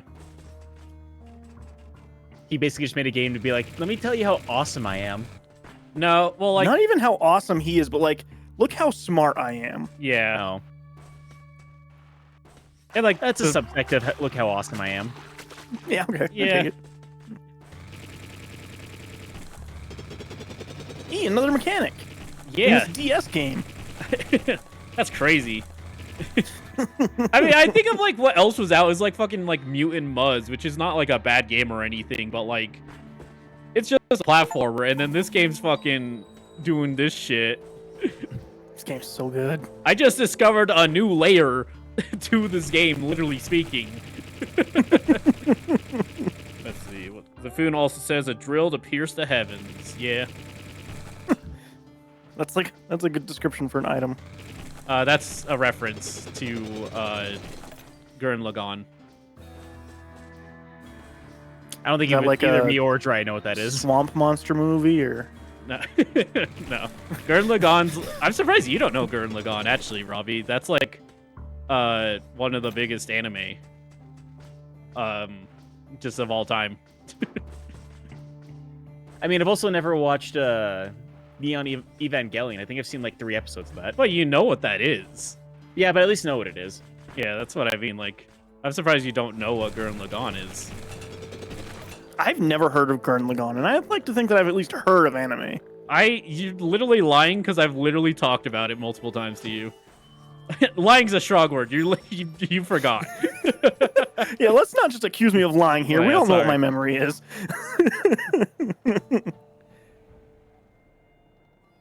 Robbie. Yeah, that's a sad thing. Half the time, E's not even. Oh, whoa! That drill looks real powerful, enough to break through tough soil.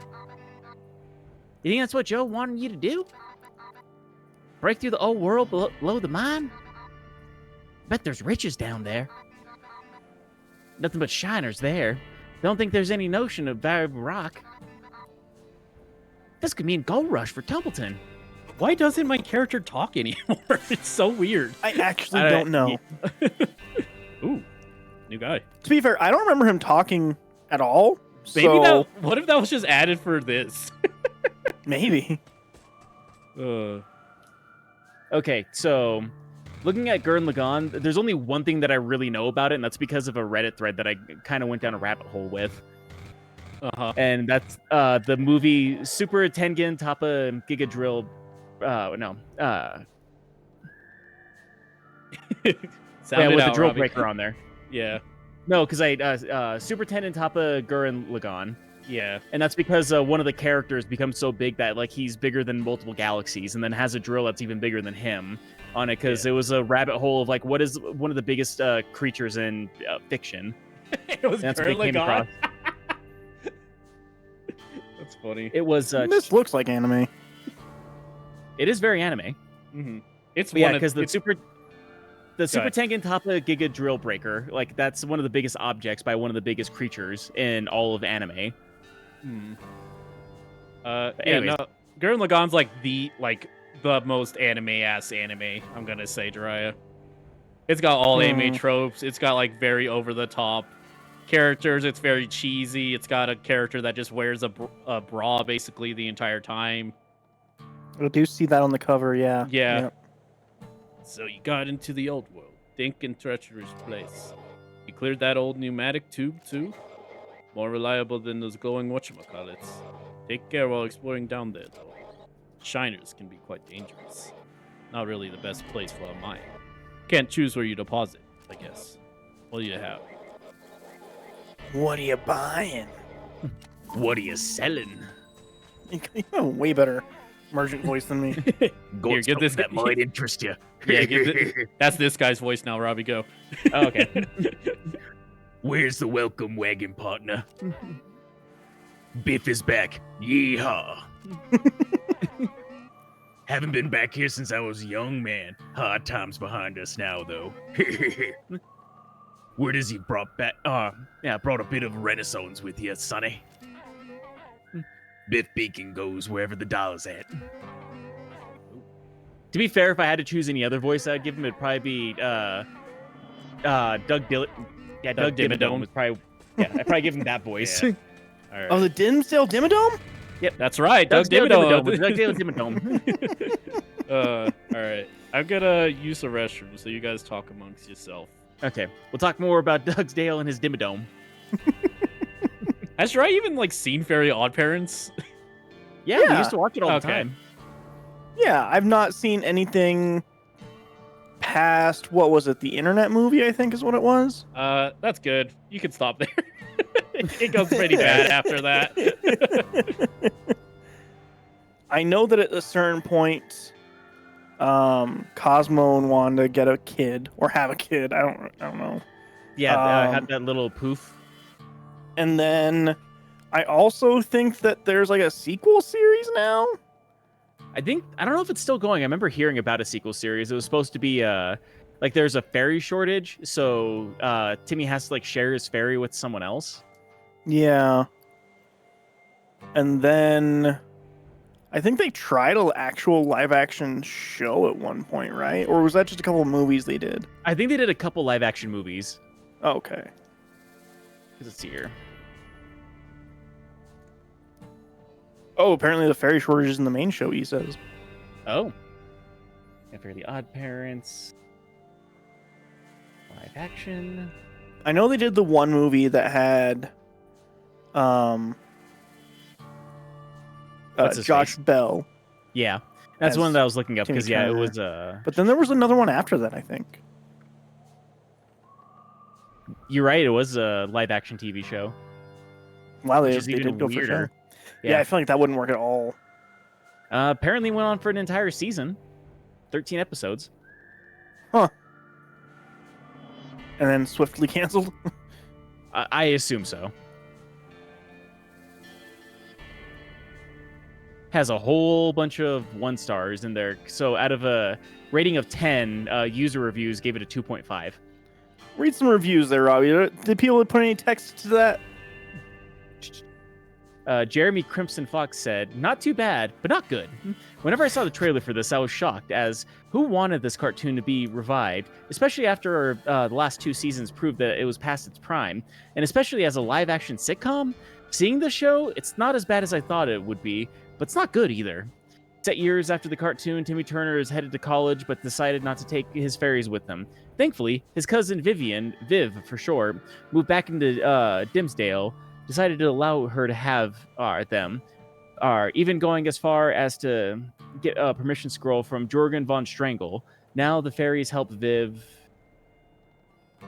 as well as her stepbrother Roy, navigate the life in Dimsdale." And then I think, okay, this reboot as a live-action reboot complete is an unnecessary laugh factory for jokes, but it does have some good things though. For the time being, it seems that it has erased the bad. Continue it.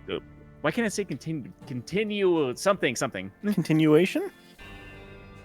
I think it's because the way he put it. It's continuity, basically. Continuity? Continuity, yeah. Thank you. Of the cartoons. My brain's shutting down already. As there's no Chloe Carmichael to be seen, but it's not even Poof is anywhere near this. Although there is a chance that the show actually continues beyond 13 episodes. This may show up. Also, Nickelodeon made the good choice to have Wanda, Cosmo, and the fairies be traditional animations instead of CGI. They were done in the TV movies, which, thanks to this, is also a non-canon, with Darren North and Suzanne Bakesley returning the voices of Cosmo, Jorgen, and Wanda, while Vicky returns is cast as done so by Denzel. While Vicky returns and is recast, so does Denzel Crocker, and unlike Vicky, Carlos Aquizel returns to play his memorable villain, even in the live-action form. However, as I said, it's still far from perfect. The live-action sitcom format is a bit iffy, but some of the jokes are hit or miss. However, I suggest not taking my word for it or any other people's who's posting positive or negative reviews without explaining the series in general with an open mind. It could be a couple episodes or a full series, the latter being you have time to kill, and coming up with your own opinion. So it's an unnecessary live-action sequel that they really just tried to churn out for money? Seems that way. Neat. There's another one that's 1 out of 10. It's awful. 1 out of 10. One of the worst reboots ever. Nick's still crapping on legacies of their most popular shows. Is there anybody who gave it like a positive review? There's one person who gave it a 10 out of 10, saying it was a cute series. Cute series, 10 out of 10. Oh no, watched an episode, I think. Yeah, it says, I really like the take on the series. It's a cute TV show, but some of the characters could have been chosen better. I'm really glad they didn't try to do the series as if Timmy Turner would still be a 10-year-old in reality. They still have a weird family. The main characters were chosen perfectly. I love that they kept the fairies animated. The animated part is amazing quality. I love both the original Fairly Odd Parents and this series. It did such a better job with the TV show, opposed to the movie with Drake Bell. So it's maybe not so much that it is good, it's just that it's not the Bell series. I guess so. Yeah, because I know there's the Bell movie. Weird. Yeah. Well, I feel educated. Now we talked about the Fairly Odd Parents live-action TV show. Did they try to do any other things? Have they done like a cat dog live action? Oh, that would be so weird. Apparently, they did a CGI Fairly Odd Parents: A New Wish. I made a mistake of getting you guys on Fairly Odd Parents because I had to hear you guys be almost correct about a lot of stuff. That's what me and Robbie do. Okay, we're almost correct about a lot of things, but just wrong enough people would be like, "What the fuck are you talking about?" Yeah. So main things. You were correct in they had the kid. I feel like it's important to note that Cosmo was in fact the one who delivered the kid. Sure, fairy stuff. Why not? Yeah. And then there's 2 sequel series. One was the live action you were talking about, and then the one you were just about to get on, A New Wish, is the animated one, and that one's like actually pretty good from everything I've seen. I haven't seen anything of it. I just see that it's like semi CGI, or it's meant to look like it's CGI. It's like the 3D, CG, like 2.5D. Yeah. It looks pretty good in motion, honestly. Yeah. So that one is just like in the future. Timmy's not even really in there. In fact, I don't think he just has not shown up from everything I gather. Huh. A couple other characters do, but yeah. And then the movies aren't good. Do you still have your pickaxe? I think I do. I probably should have used it for that. Yeah. Probably. Yeah, quietly imagine catching us asleep. Now with the live action Fairly Odd podcast, it would be boring because it would just be us being like, yeah, that was a sitcom. It was fine. Unless I just start obsessing over it. I would cry. There we go. It's left bumper. There it is. Why does he have dynamite? What? Why not? What do you mean? That's what zombies in mines do. You're saying you don't sleep with dynamite? Uh-oh. Oh, man.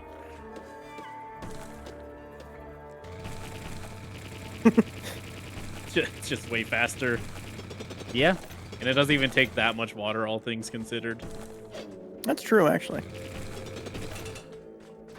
Which I wasn't expecting to have another use for the water, honestly. That's pretty crazy. It's a good game. It makes sense. I should dig straight into this TNT, right? I think so. Of course. I think if you hit it, it does like the blinky timer thing.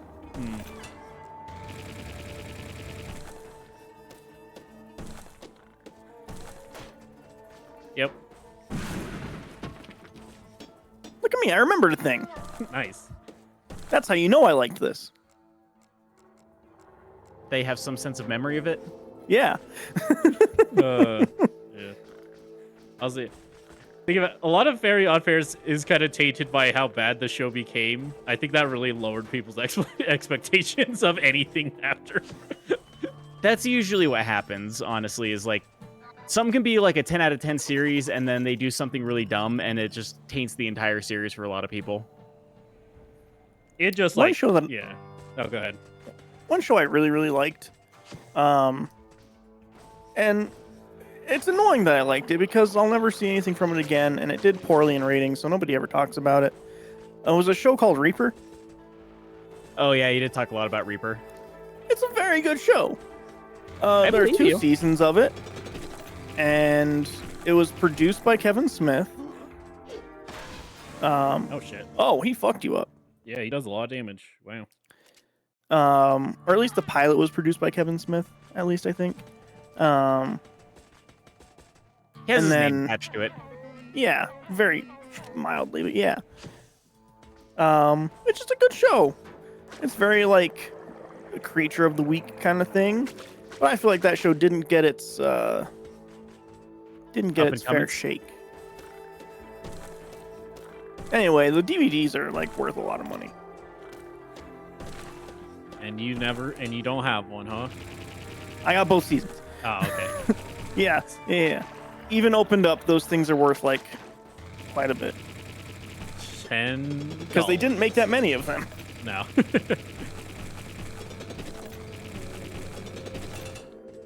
I should rewatch that show. It ends on a huge cliffhanger. Yippee! As a lot of canceled TV shows do. Yeah. It didn't deserve the hate. And now I'm just like thinking of other shows where I'm like, man, I wish it kept going. I'm like, damn, I still wish Infinity Train got more.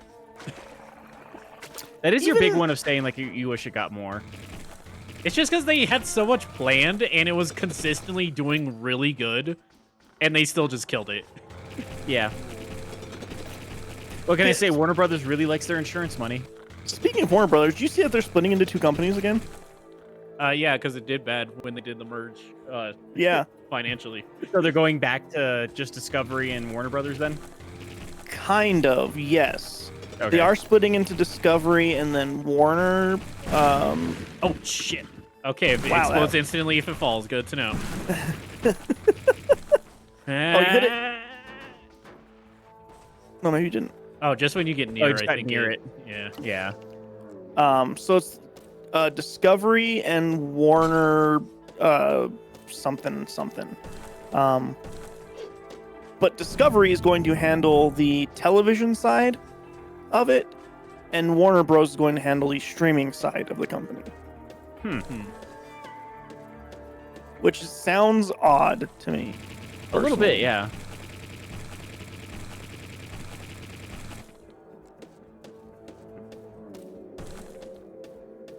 Man, they just did nothing correct in that. In that whole thing, huh?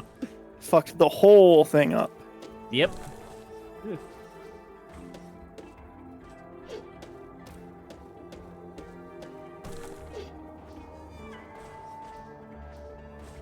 Man, and they still get more money than we'll ever see in our lives.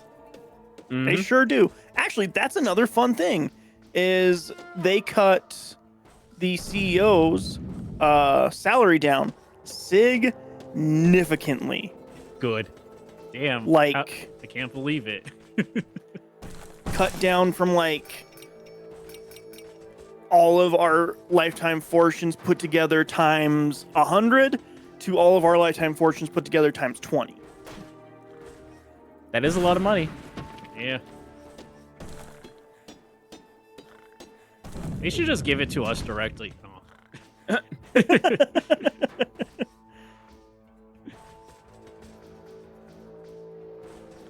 Fuck off, AI thing. I hate the AI shit. I keep seeing more ads like, Which oh, AI don't thing? you... Probably Google, I imagine, but... Yeah, I was gonna say, the problem is there's way too many of them now. And they're all bad in different ways. Well, the same way, but with different functions. Yeah. So, his salary will remain at $3 million. But his target bonuses will be cut from $22 million down to $6 million. Which is still like an insane amount of money, but that's a huge cut in possible In the grand scheme of things. Yeah. Which I think shows just how much they fucked up. Yeah. I mean, it's like one of those things whenever they talk about like Elon Musk's wealth too, is like every single time somebody talks about like, no, like he lost X amount of money. It's like, yeah, that's a made up number. Yeah. Yeah, once you have so much money, doesn't matter how much you lose. It's all fake money at a certain point. Yeah, the fact that him, Mark Zuckerberg, Bill Gates, and all Jeff Bezos have so much money that they had to like make a new name for a type of billionaire shows that like they just have too much money. Yeah. Yeah. He could give away 90% of his money and still have more money than he would know how to spend. Yeah.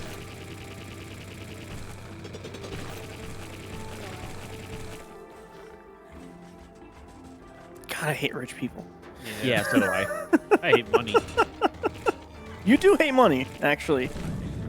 I think the main reason you hate money though is because rich people do terrible things with said money. I just kind of don't like money. I don't think it's needed ever. Ever in history of anything. I was about to ask you, would you rather go back to the barter system? I mean, He can draw. I think he could do I it. could draw, yeah. I'd actually Like, I'd benefit more. I don't know if I agree with that. I feel like artists didn't do very well back in the barter systems. No, but the system after where people just paid them insane amount of money to just keep drawing in their house. Well, they didn't pay them a lot, but they housed them, which is pretty. Yeah, I was gonna say they arguably didn't pay them at all. What they did is they just said like, hey, like if you keep on painting and drawing, we'll give you a place to live for free. I think that's E's life goal, actually. Yeah. I mean, to be fair, if somebody said like, hey, we really like your art. If you just continue to like paint and draw, we'll give you a place to live for free and like pay for all your room and board. I'd be like, fuck yeah, and I would just do that for the rest of my life. Yeah, that'd be pretty dope. It would be pretty dope. They'd have to really like stick figures if I were to get away with it, though. I mean, I feel like there's a lot of people in our generation that did like stick figures. It was rather popular for a while there on the internet. I think stick figures all are I always can draw. popular. Got you. Got you again. Got a Turtles. Chivo. Turtle soup, it says. I'm guessing it's because he killed the turtle in the water. Yeah.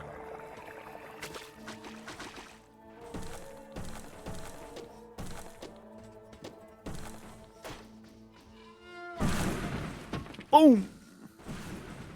And boom goes the dynamite. I should really play NBA Jam and NFL Street. Have you never played those games? I have. I just want to again. Okay. They're good games. Good I was gonna games. say, 'cause I remember we played NBA Street a lot as kids.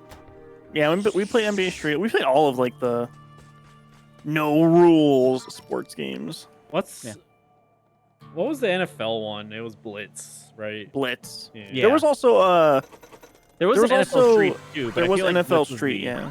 But I feel like Blitz was the original NFL Streets, if anything. Yes, yeah, that was on absolutely was. an arcade machine, so. Yeah. Yeah, Blitz is super fun. The one I remember the most was Blitz 2000. That was the one I played the most of. We did play a lot of that game. Yeah. It's good. Yeah. We arguably had too much fun just basically suplexing each other after after hitting whoever had the ball. Yeah.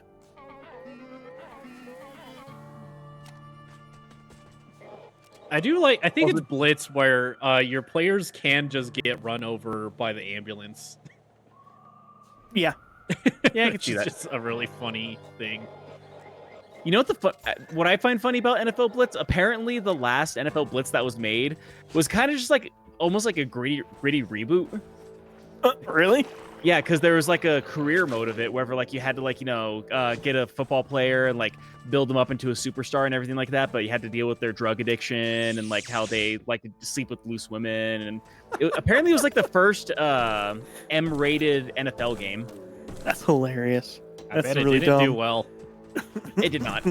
I think it actually killed the Blitz series. There's usually a reason why something's the last of a thing. Yeah. It's never like, it was madly successful, so we never made another.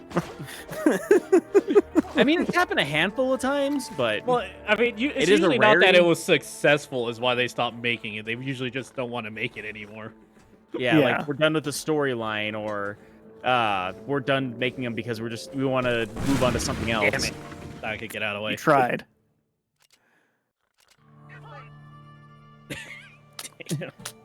Tisk, tisk, tisk.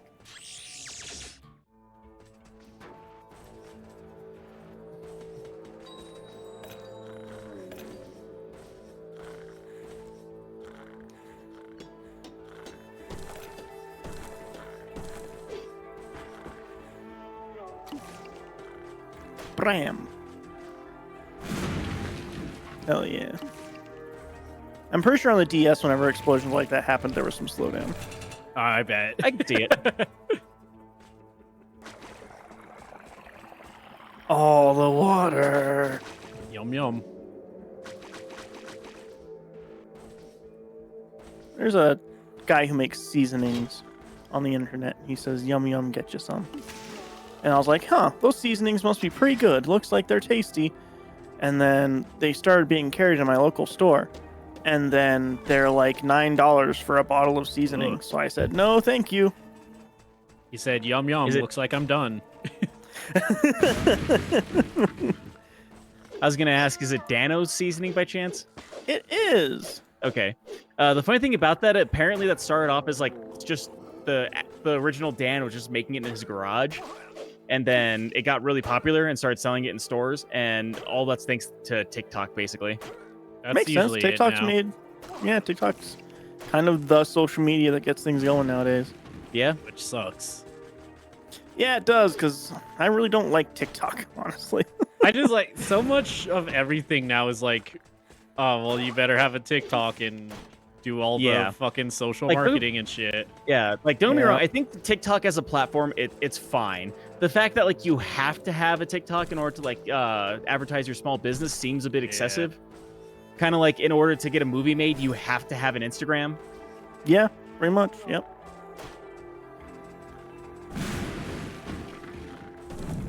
Yeah, there's actual things set in place where like you have to have a certain amount of followers and stuff. Yeah, because what's her name? I gotta look up her name. Dynamite. I don't think that's her name. Oh. You don't have a TikTok, and you shouldn't, Zafoon. Don't feel pressured by society. It's just garbage on there usually. Yeah, Maya Hawke, Ethan Hawke's daughter. Because I guess there's like a handful of projects that she really wants to make, but she's having a hard time getting funding for any of them because they're like, oh, you don't have an Instagram. She's like, well, I don't want an Instagram. It's like, well, we need to have you make an Instagram so you can do advertising for the movie. And she's like, well, I don't want that though. Yeah. And because she doesn't have an Instagram, she can't make the projects that she wants to make. Yep. It's so interesting that as like all these things make more and more money, they want to take less risk. Yeah. Yeah. Yeah, it is kind of funny. And it's always so funny too, because like the thing that is always the next big thing is something that just took a risk. Yeah. I think a good example of that is the game that Dry is currently obsessed with. Expedition. Yeah. Well, that's because it's amazing. Yeah. Like you're not the only person to say that too. Like a lot of people are saying like that's a super amazing game, and it was something that should have like according to mainstream media should have failed, but is thriving. Yeah. Same thing with like a Baldur's Gate 3 too. Like that's another game that people said would not have made it in modern society, but it is also one of the best-selling games of last year, if I remember correctly. I think with Baldur's Gate, a huge part of that is the gigantic growth of D&D over the last 5 years. Part of it's that. The other part of it is it was in early access for like 6 years, and they were just like listening to player feedback of like, try this to make it better. Yeah. They 100% used their beta period for a very long time to make it a better game, which is great. Yeah, it's not, I'm not against that. But like, yeah, I think that the growth of D&D did help that. And just people like being like, oh, look at all like the romance thing, because I think the internet's just super horny all the time. Yeah, so the fact that it lets you romance everything is a huge deal. Well, people are super horny. Let's not. Yeah. Whoa! You can't just say that. You're Ace. That's why I can say it. I can see past society. You can see past the horny. You see what it really is. But yeah, I think that helped it a lot. And with Expedition 33, I think that it is just one of those cases of like enough weird bits of it came together in a way. Like I think the combat system intrigued a lot of people because it being fairly active, I think helps a lot. That's what brought me into it, is that it is still fairly active combat even though it's turn-based. Yeah. And then the fact of just knowing that the story like doesn't trot itself out to be a 100-hour RPG when it doesn't need to be. Fair. The more of the stuff you dig up, the more certain I get. Your uncle placed it there for you to find. Like a trail of breadcrumbs for you to follow. Getting you ready for something. But yeah, I know that also does help too, is like the fact that it's an active turn-based instead of just like normal turn-based. Yeah. And then, again, I'll let you read this. Yeah, sure. There's a scarce trace of shiners left up here. Seeing what humanity looks like nowadays, it's hard to share your uncle's beliefs that the Shiners had a part in the birth of the first Steamworld. If true, what else were they capable of back then?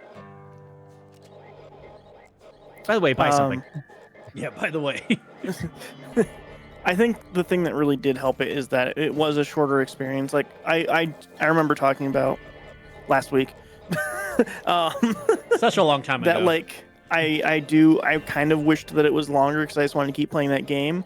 But at the same time, like if it were longer, they would have stretched that story out farther than I think it should have been, and it would have made it a worse story. I think it's just such a perfect story, and it has weight, and it feels really, really mature, and like in a way. And I'm not like saying like this is going to be the norm at all, but I think like people are tired of playing as teenagers in a fucking high school in RPGs, and I think it was a huge breath of fresh air to be like, cool, we're just playing adults doing this really awful thing, and we all just have to get through it together. I think it's just a huge change of pace for like the RPG genre, honestly. Fair. That strange old miner that dug here before you. He always ordered some strange stuff. And there's things like twisted copper tubes and such nonsense. Useless, but close enough. Close enough. As always, Robbie, close enough. Yeah.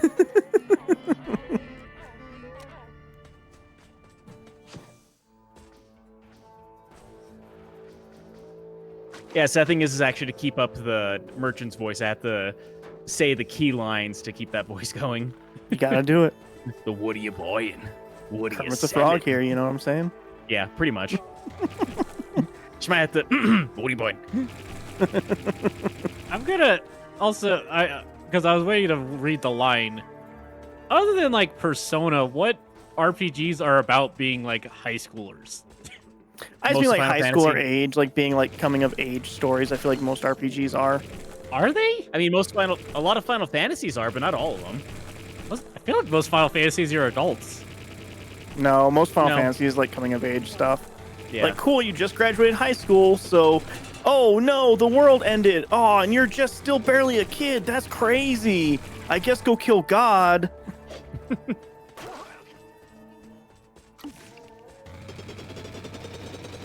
But no, there are a lot of coming of age RPGs. There are also a lot that are not that, but I know it's like the main thing of like coming of age and like I think another really good example of that would be Earthbound.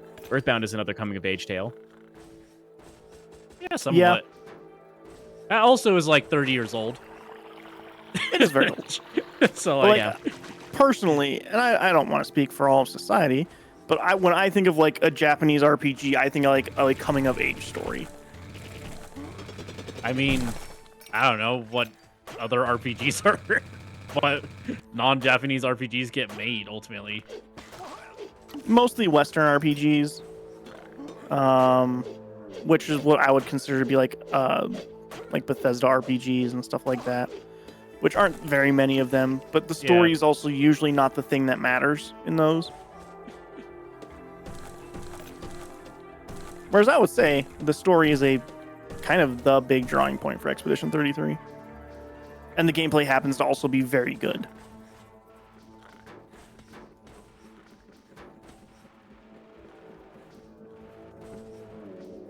But I also don't think like... Oh, go on.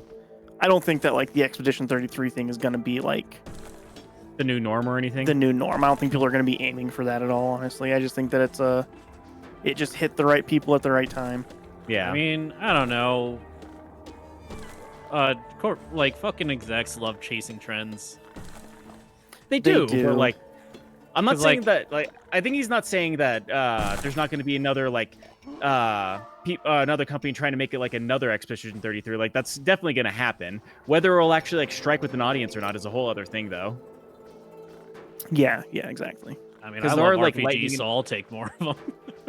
Yeah. And yet you refuse to play Expedition 33. I can't play it. I literally can't play it. I don't have anything I can play it on. That's what a quitter says. Yeah. It's like I said before, it should run on your computer, just not well. Listen, a game where pairing's a main mechanic, I'm not going to accept just not well. You know what, E? That's fair.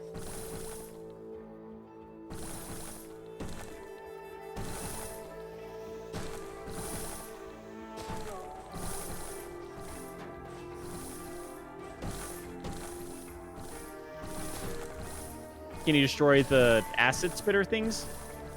It doesn't look like it. I can't really get a good angle on most of them. All right, I can. Although again, but they make a path for you. Yeah. It looks like you're gonna have to kill some in order to get that golden gear, though. I don't think that's true. Nope. I also don't think I can. You can totally get that golden gear. No, I don't think I can hit those. Oh. I think you need to be thinking with portals, E. Oh, never mind, you did it. Apparently, he needs to be thinking with wall jumps is what he needs to be thinking of. Yeah, I was just thinking you should jump across the crevice with your running thing, but you just did your thing, so that's fine too. That's how I usually play these games. Yeah. Oh, most of those destroyed themselves, it looked like, actually.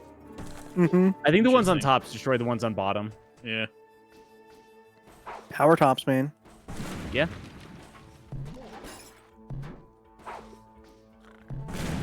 Dynamite! What's that from? Old TV it's a show. Song. Nope, it's a TV show. Ah.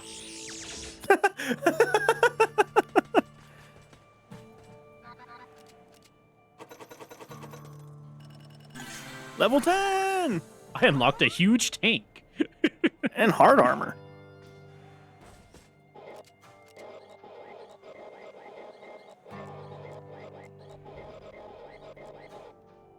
Good Times, that was the show. Oh. You don't want that teleporter, huh, E? I already got one. Okay. I used it once. One other one? I don't know. I feel like they're pretty, like, reasonable with their teleports, honestly. Fair. Yeah. I don't feel like I needed a ton.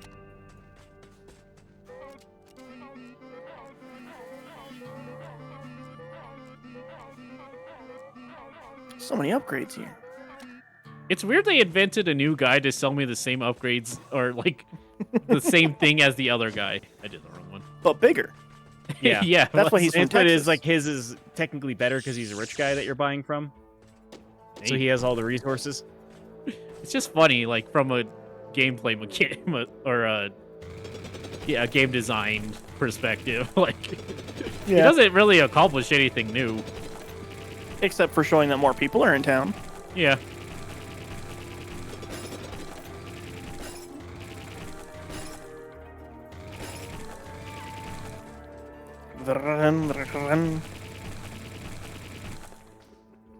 So I keep seeing pictures from that Silent Hill 2 movie that's been in production for forever.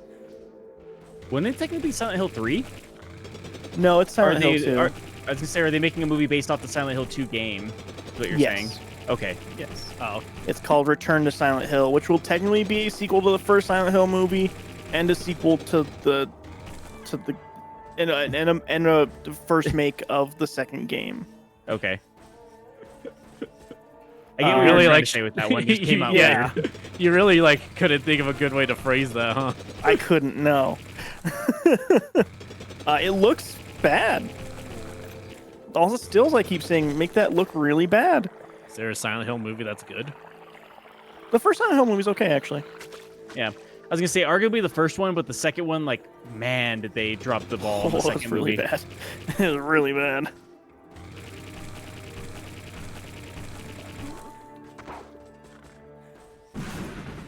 I like it's always like designed in a way he just kills himself. Yeah.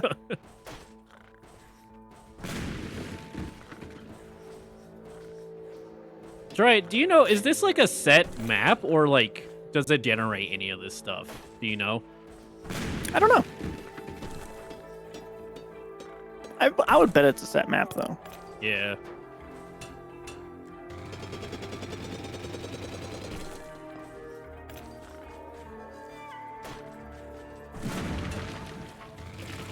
Let me googs. Yeah, I'm Googling it right now, too. Well, I'll let you Google then. No reason for both of us to goog. I've still not played the Silent Hill 2 remake. Neither have I, but I wanted to play the original before I played the remake. Seems good. What? What? I just didn't take fall damage, I guess. The game was like, oh, you didn't take damage, huh? They were mad about it. That's not gonna work. Damn it. These wall jumps do trip me up sometimes. So yeah, apparently each playthrough of the mind is randomly generated, except for little mini-map portions of it. Oh. Okay, it felt So, like it this was. part, probably. Yeah. No, I think this part's not. Yeah, that's what I mean. Oh, yeah, sorry. That's cool. That's definitely a secret. Yeah.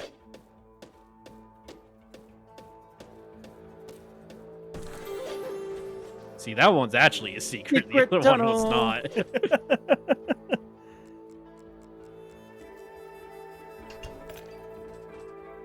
Nice.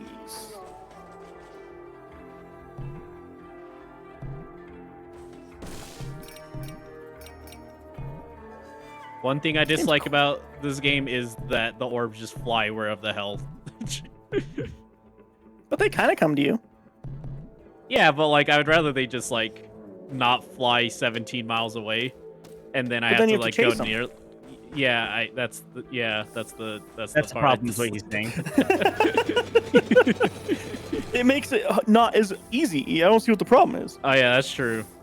Games are always better when they're harder. That's what I learned from Dark Souls. Yep. That's kind of the a game I haven't played.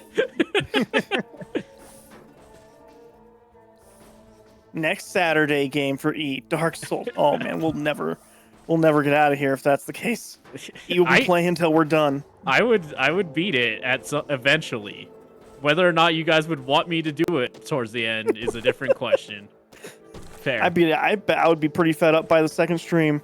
You'd be like, E, you gotta dodge roll. I'm like, you're like, E, quit fat rolling. And I'm like, if I'm fat, then I can hit him harder.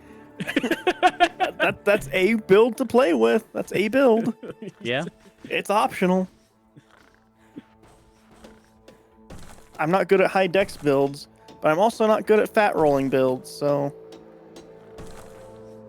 So are you good at any builds? No. Well, I'll do the fucking magic and everyone will get pissed off at me. I just always take those games with, like, sword and shield. That's just, like, my go-to. I just knew that there was treasure to be found in the old world.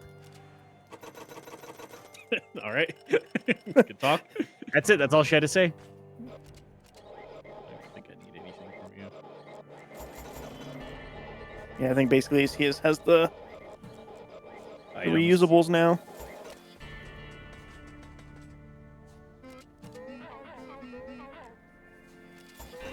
Woo! Woo!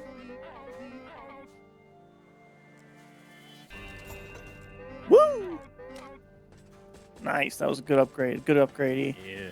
Good answer. Good answer. Good answer. Good answer. Can I see water bucket, Steve? This is a family show. It's just an edit where he just says that after every answer, regardless.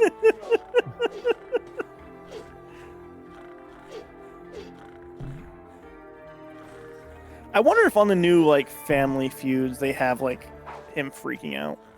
I'm sure. That's what gets there's been him a handful. views. Yeah. Because there's a pretty famous clip online, which I've seen the episode where the clip came from, but because like they'll actually put questions on there to purposely to make him freak out. Yeah. And one of them is what's something that you put in your mouth but you don't swallow?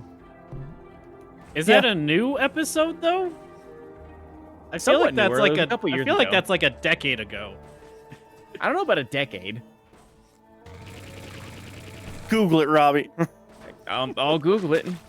I just feel like every single clip from that show is just him being like, oh wow, this is a family show. You can't say that, but like it's every episode. It's like that. So like they purposefully make a lot of the questions in such a way that like you don't want to answer that way, but it's like it seems like that might be on the board. And it usually is. And it usually is. I've watched a lot of Family Feud lately, I've got to say. It just seems to be on the television a lot now. My family, when I go upstairs. Yeah, I know my parents. Yeah, my parents watch game shows a lot. Family Feud's just like it's like always the same. Yeah. It's totally fine. I get why people enjoy it, but like, there's better game shows. I think Family Feud's one where, like, it's fun to play, but like, especially because they realized they could just farm Steve Harvey clips from it. It's like, pretty much. It's like, oh, like, come on, just like put a normal question. But also, you know, Okay, maybe I'll give you that. I'll give you this much, E. That clip was from 13 years ago. Yeah, I thought so. I was like, shit. I was like, I'm pretty sure I remember like hearing that one like in high school. So you're right, Robbie. It's not a decade ago. It's older. That's true. Yeah. We both win.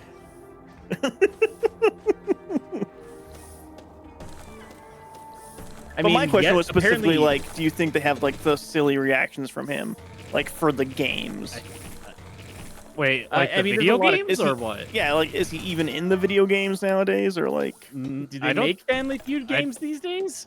Yeah, they must? I don't think they ever put him in the games. Actually, Jiraiya. Oh, really? Yeah, they would have to pay him. Ah, I see. Like, he wouldn't just do that out of the kindness of his heart. He doesn't have any. Yeah, that's true. Actually, I Like- hear he's actually kind of rough to work with. Yeah. He has his own like fake Ellen show. I don't know if that show's still going on, to be fair, but I think it was canceled finally. okay, good. Yeah. It is funny how all the awful people get talk shows, though. It's Yeah, because like they Ellen. want them to say outrageous things. Like Ellen, I agree.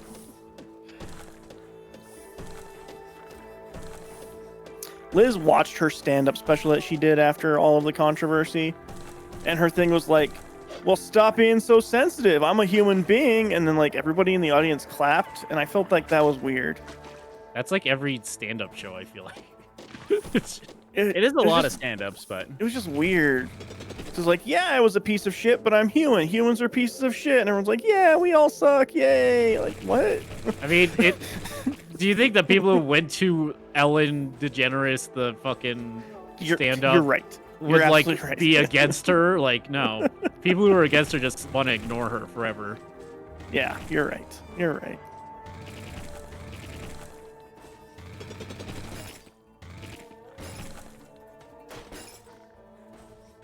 I feel other than that, like one of the famous stand-ups that came out recently after controversy is Chris Rock's. A lot of people wanted to hear what he had to say after being slapped by Will Smith. And basically all I had to say was like, yeah, it hurt. Yeah, shit sucked.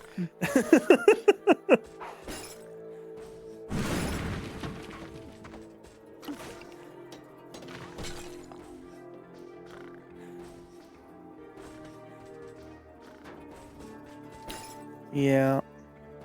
Watch a I lot of think my stand-up, favorite- actually. I do not. I watch a decent amount of stand-up, not as much as I used to, but Oh, come on. listen, it didn't kill you at least. It didn't. It's true. This looks good. That does look like it would be good. I bet gold's pretty useless now.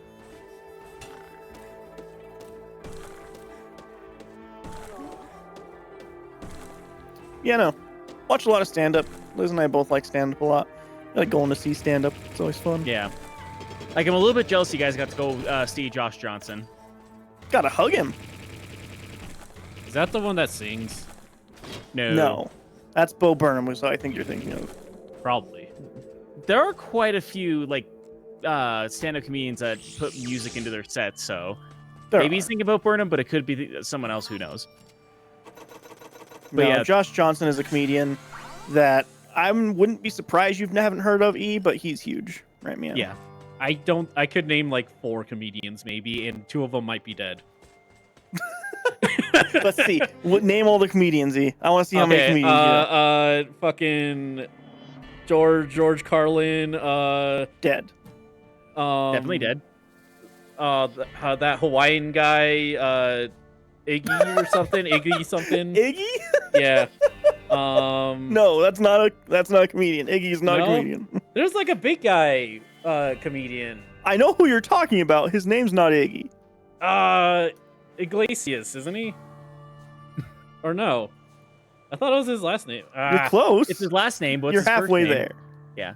I don't get the I don't get the last name at least. No half points. Damn it. We're grading on a curve here.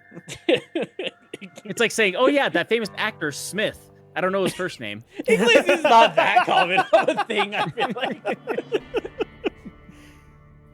I don't know. Fluffy, I think he goes by. You know what? I'll take Fluffy. Actually, thank you. That was known by Fluffy. Yeah. Okay. Gabriel Iglesias is who you were thinking of, though. Damn. Yeah. Fucking. Chris Rock would be cheating because you literally just talked about him. Oh, what's that other? I can't think of that other guy who got canceled.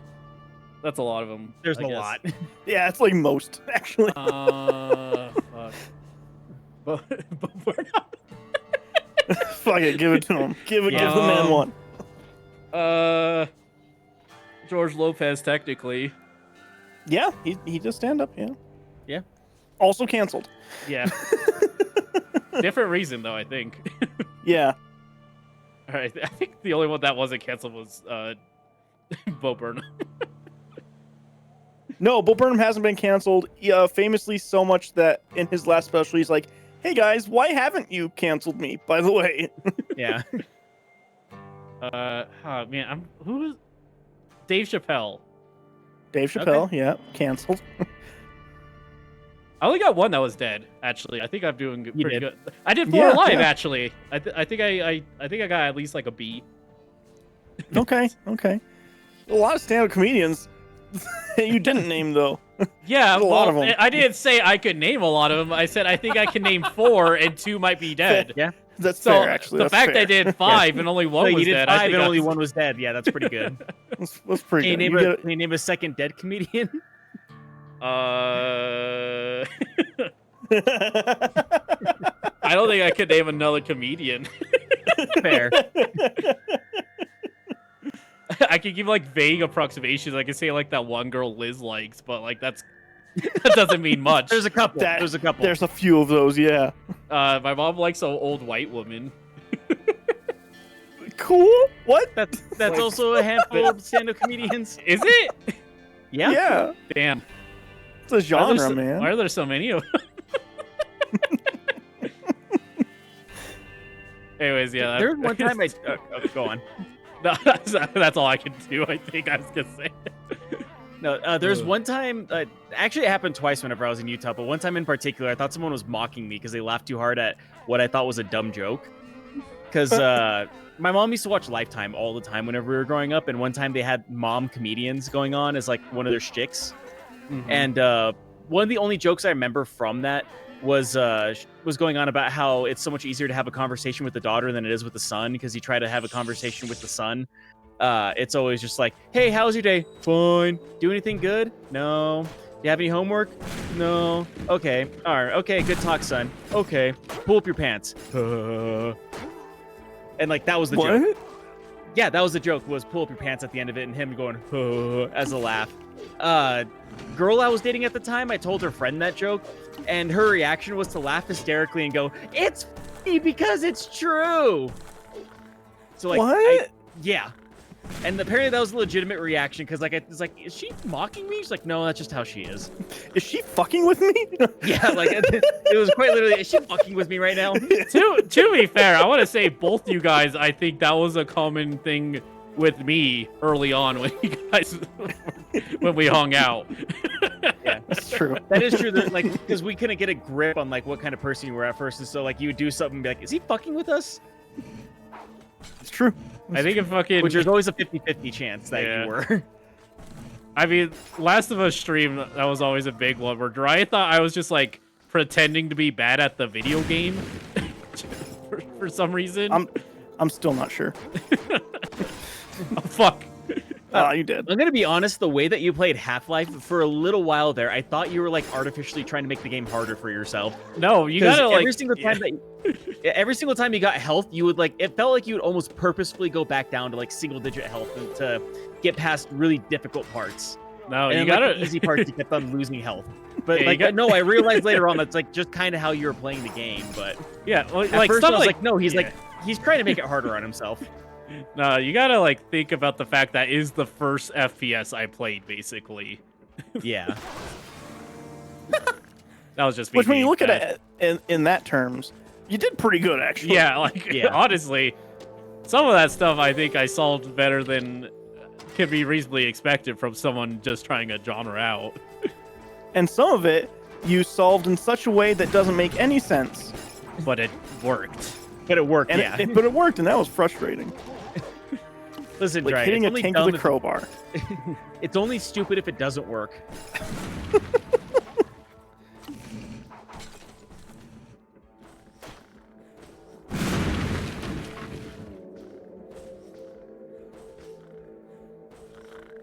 But yeah, no. Josh Johnson, there's some sets of his that you might actually really legitimately like.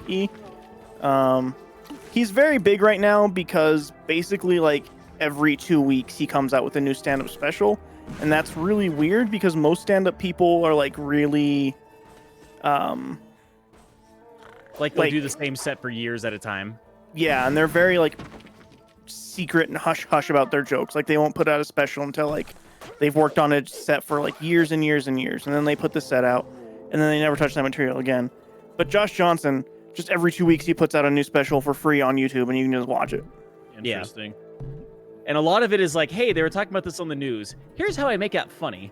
Yeah, it's like very good, but it's very like, it's not that he talks to the audience, but it feels very conversationally funny. Yeah. Damn, Dry's getting in a parasocial relationship with it. Maybe. No, he's just might not very be the funny. only one even. He's like, no, he's my friend. He would never. He said so when I gave him a hug at that stand-up special. It was very fun.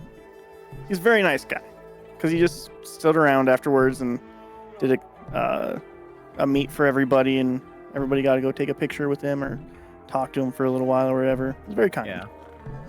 It actually sounds somewhat similar to the one interaction that I ever had with Travis Pastrana. Oh yeah. Because like I got tickets from the radio show that I used to listen to in Utah for whenever they started doing their Nitro Circus live shows, and the very first one they did in Salt Lake City, I got tickets to that one, and it was a big thing because like it was him and Tony Hawk were there, and yeah, like I was probably like 20 feet away from where like their booth was, where they were like doing commentary on everything, and the entire time there was just a line of people there trying to get them to sign things from like beginning to end of the show. Like I don't even think Tony Hawk had a chance to watch the show at all because he was signing so many things.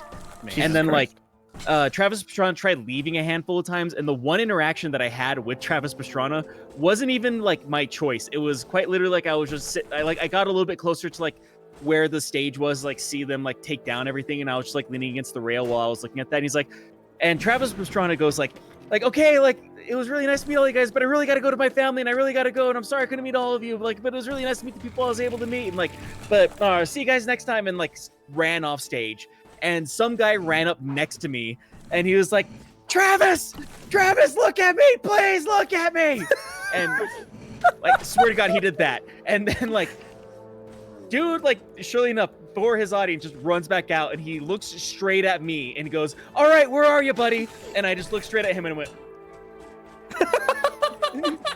like that was not me, that was that guy over there. I had nothing to do with that. You should have stole that guy's valor, actually. They're like, this is me, you're looking at me right now, that's great, thank you so much. Don't pay attention to the other guy, look at me. And then you just get strangled on camera. Yeah, like look at that guy straight in the eye after Travis leaves again. You're like, yeah, fuck, man, I stole that. I think stole busy lifting drinks. But I think the craziest thing after that is like, after all of that fan interaction, everything that they did, and after everything that they signed, at the end of that show, there was still a little girl in the parking lot crying because she wasn't able to get a a signature Autograph. from him. Yeah. That's crazy. Like at the end of it, I just kind of felt bad for the guy because like I know that he loves his audience and like he's doing what he can to like be as interactive with them as possible, but like I feel like there has to be a limit somewhere, you know? Yeah, you gotta just like stop at a point. Yeah. Yeah, like And it's he tried like 3 separate times to be like, okay, I gotta go. Like my wife is waiting on me, and he'd still just go back to his audience. Jeez. Yeah, like I feel like it's getting really bad. Like you see more and more videos about like fans of like actors and stuff just like learning where they're staying at a hotel or something. And then the actor just can't even fucking get to set that day anymore because it's just so crowded with people trying to get autographs. It's insane. Yeah, say that for politicians so you can harass them. Actually, yeah. Use that power for good. Yeah, actually. That wasn't a joke. That was just a statement. Oh. Unless a politician is watching, in which case it was definitely a joke. I definitely would never say to do that.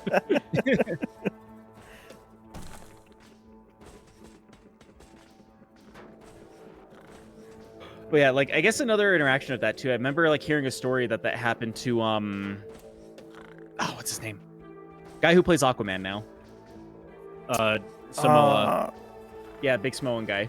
I can't think of his name. Wasn't it Jason Samoa? I think it might be actually. Jason Momoa. So Jason Momoa. But he is Samoan. He is Samoan. But yeah, because like I guess there was like an interaction because like he just has like he likes to go to bars with friends and like hang out and stuff like that. But people always find out like where his hangout spots are. And every single time that like audience is there, like he'll stop whatever he's doing so he can actually like talk to audience members. And I guess like one of his friends at like IRL saying like, yeah, he came to the bar with us and he wasn't even able to like stop and like talk to us about anything because our fans kept coming up and like demanding autographs and demanding pictures from him and everything. It got to a point that at that night, just that one night in particular, that he was on the phone with his wife, just trying to say like, yeah, like I'll be home soon kind of interaction. And there's a woman who would not leave him alone, saying like she was like demanding a picture from him. And he was just like, I'll take a picture with you. Please wait 1 second. Like I need to talk to my wife on the phone real quick. And apparently she like went on this whole big rant about how he was ruining her life because he refused to take a picture with the fan. Jesus Christ. Oh right, I got the ball. I forgot the last thing I got. Yeah. To be fair, like that is no fall damage is a pretty new thing for you right now. Yeah. No, like this, and it's crazy to think like America is arguably one of the healthier like countries regarding like obsession with celebrities. Like fucking That's K-pop idols and fucking Japanese idol groups shit. Awful. Yeah, like I feel like it has to be awful to be famous in Japan or Korea, or actually, yeah, a lot of different countries. I'm pretty sure there are some countries like they just kind of don't care, but there's probably, there are a lot of them wherever fans just get too obsessed. I feel like in the UK it's usually like pretty fine, but I think it's just because it's so small that it's like impossible not to see somebody you would see on TV usually there. It's like the entire country's like living in LA. That's why it's always so funny, like when they talk about long distance. Yeah. But no, I was gonna say, counting on who you ask, like the United States is just LA or New York. Yeah, that's true too.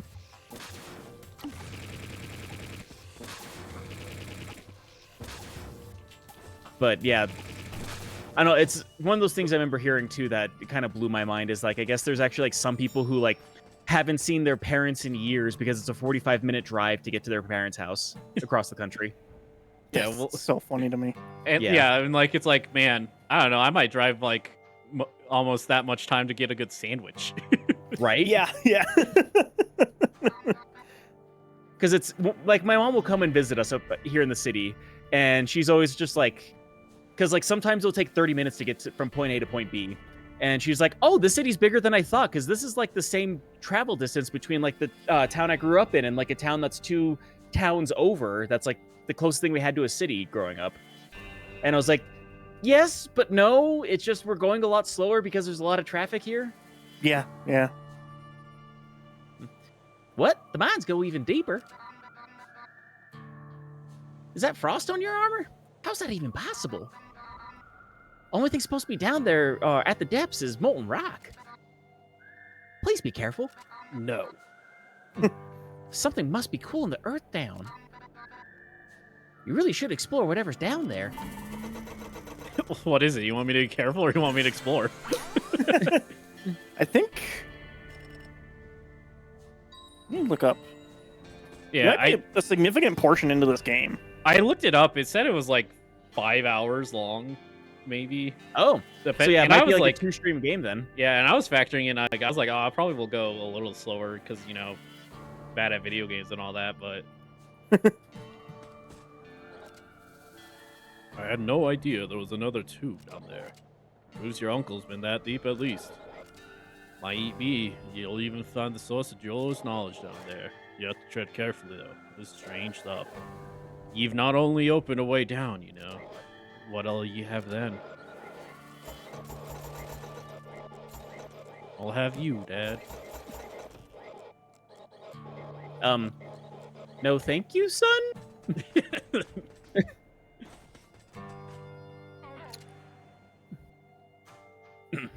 What are you, Boyd? The digger you dig. The deeper you dig, the digger you dig. The digger you deep, the off better. The all yay, I say I. I'm totally not having a stroke, I promise. What are you saying? Throwing caution to the wind, Pilgrim. Let that pick fly. Yeehaw. I don't think I've ever seen yeehaw spelled like that. Yeehaw. Y- Yeehaw. Y-I-H-A-A. Yeah. Yeah.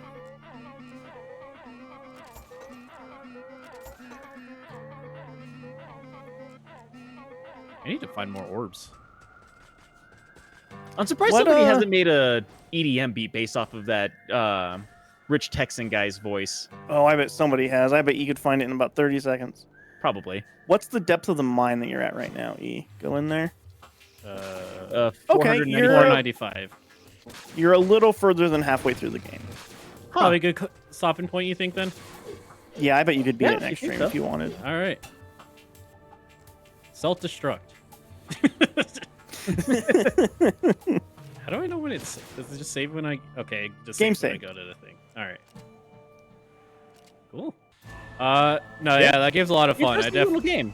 I definitely see why you enjoyed it a lot, especially like thinking about it as a 3DS game at launch. This was crazy. Yeah, I really can't believe how much stuff it introduced so quickly, and it keeps doing more stuff that is interesting. The game doesn't stop being fun the whole way through. Yeah.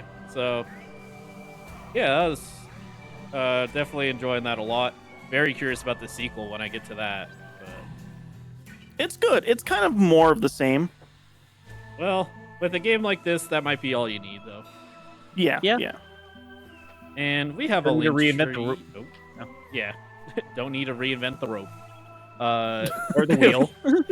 We got a link tree, linktr.ee/LIP, gives you a link to our social media, gives you a link to the podcast stuff, new episode Friday. Yes, new episode Friday. It is Indiana Jones. And the Finally getting down to that.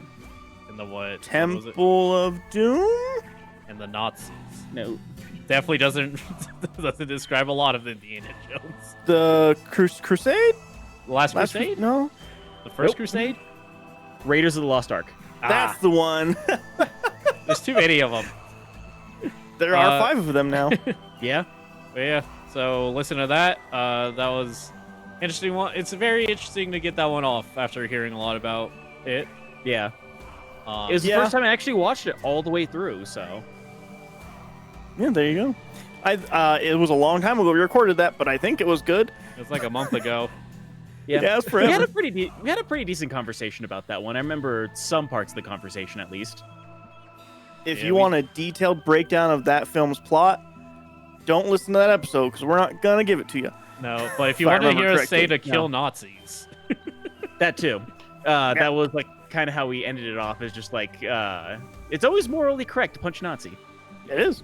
But we also made fun of the fact that he has an iconic look, but somehow he was always hiding in plain sight with his iconic look. Yeah. there's a lot of silly things. So yeah, listen to that episode. And then stream stuff me and D will be back on Friday for Random Fidos. No stream this Saturday. There might be a stream tomorrow. I might have something. We'll see if it lines up. And then highlights is still highlights. I have not started re-editing UFO 50 yet. It's Don't just blame like you. I just got to do it. But also I've been working on hallway shots, so like, yeah. Yeah. I can see it taking up a lot of your time.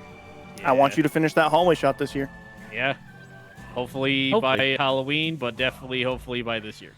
God, that'd be a great Halloween game. We'll see. It would be a great Halloween game. We'll see if I swing it. Depends. I mean, how if you much, don't, you don't. It's fine, but depends on how much scope creep I'm gonna let scope in. But yeah, so check all that stuff out. Wishlist hallway shot on Steam. Play the demo if you want. yeah, You can the do demo's that. out. It's a pretty good demo. Yeah, It is. Yeah. teaches you how the halls. It's a fun Yeah. game. I'm learning a lot of people don't know how to roll a blunt. Yeah. Fair. Yeah. I will say I'm glad that you actually fixed that because I remember whenever we first tried it, whenever it was in its pre-demo era, and we tried that because the game was playing at 1,000,000 frames per Yeah. second, it would just go and fly across the screen way too fast. It Yeah, was unplayable. Yep. Yeah. yeah, That one. that was funny. I fixed it in two ways because I also it now ping pongs instead of Oh. just going off Okay, the screen. yeah, the Because so many people were like, wait, what just happened? Not registering Yeah. what. because that happened to Nice. me too, but I also did it way too early because I was expecting it to fly across the screen. You thought I just fuck you, do it. Oh man. Well, Yeah, because that's one of the things that we keep on talking about. My computers are notably more powerful than Dry's, so I Yeah. thought I was going to be doing it at 1.5 billion frames per second. So No, I frame locked the game, so it's a consistent. Well, it's definitely consistent a 60. 60 FPS. Consistent might be a strong word. I can't guarantee that, but Fair. But if it's too powerful, it will be at a consistent 60. is what yeah, you're it saying. should. So yeah, and then yeah, we'll see. I still have to tweak that one because it definitely stumps a lot of people. But anyway, so that's everything from us. I think, unless anyone else has something they want to shout. Cheese. Waffles? I can't wait until we do the fountain drink Coke test. We try God Coke damn it. from every fountain. Every in all fountain. from every fountain. And that'll go great because Jiraiya definitely still lives near a bunch of fast food restaurants. Actually, I do. Yeah, Not all of them. he does. Not all as of much, them, but a lot of them. but quite a few still. The big ones, but not all the big ones. Is more. Yeah. There's one Yeah, we yeah. could. There's one we can do now that you live over there, though. We can finally add Dairy Queen into the rotations. That's Yeah. true. I live next to a Dairy Queen that actually serves food now. Yeah, which I mean, it's funny for me to say that as if we have done more than a stream about fast food, but I don't know, I want to do more silly streams. Me too. We just They're Silly we fun. streams just can all be work. fun. We just all I'm work. I'm not looking to. Yeah, we do all work. I'm just not looking to the stream that Dry decides I need to eat a full onion. I wouldn't do Uh, that to you without having us have rewards. Yeah. Well, I mean, I'm gonna make Jiraiya eat a Buckeye when that happens, so he'll actually suffer this time. I don't know Yeah. what that is. All right, so imagine a Reese's. Right. Imagine it now has less chocolate and way more peanut butter. Oh yeah, basically chocolate covered peanut butter balls. Yeah, That doesn't sound pleasant at all. that's the point. I think they're great. You got But off so I also well like- during the last time, Jiraiya. Yeah, I literally was waiting for E to hand me the trash can because I thought I was legitimately gonna throw up all over your carpet. And then Yeah. Dry just looked like, ugh, that's not pleasant. Ooh, on how his face. unpleasant. Me and Robbie are gagging and maybe gonna puke. Jiraiya's like, ooh, I don't like it. It doesn't taste good. Yeah, there's a difference between it doesn't taste good and me and Robbie about to puke, actually.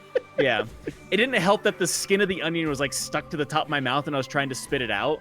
Yeah. And so it was activating my gag reflexes whenever we were doing that. I think if we're gonna be fair about this, and I shouldn't say this, but if we're gonna be fair about it, it should probably be me eating a tomato. Once again, I think both me and E are fine with tomatoes too. Yeah. Right, but I don't like tomatoes. Fair. Well, I was gonna like it's so funny because it makes it harder to do if we want to do like a burger ranking, we each have like a fundamental part of the burger we don't like. Yeah, it's true. Because I hate pickles, you hate onions, and Jiraiya hates tomatoes. So if we wanted to do a burger ranking, we either have to put up with it, which won't go well, or order a burger that only has lettuce and cheese. So nobody fully enjoys it, but nobody hates it either. Yeah. That's our choices. You know what the weird thing is? Like the one kind of burger that I'm actually okay with the onions on it, and it's because of how small they cut up the onions for it, is McDonald's burgers. Like the onions are fine for me on that, but like I can almost never taste the onions on them. Huh. So you would like a White Castle then, you're saying? I might. I've never tried a White Castle. I want to try one though. That's so funny to me because I always remember when I was a kid scraping off the onions because I felt like they always put too much onions on the McDouble. Not so good. It's pure I think they put less flavor. onions on nowadays, quite honestly. They do. They put it's less everything.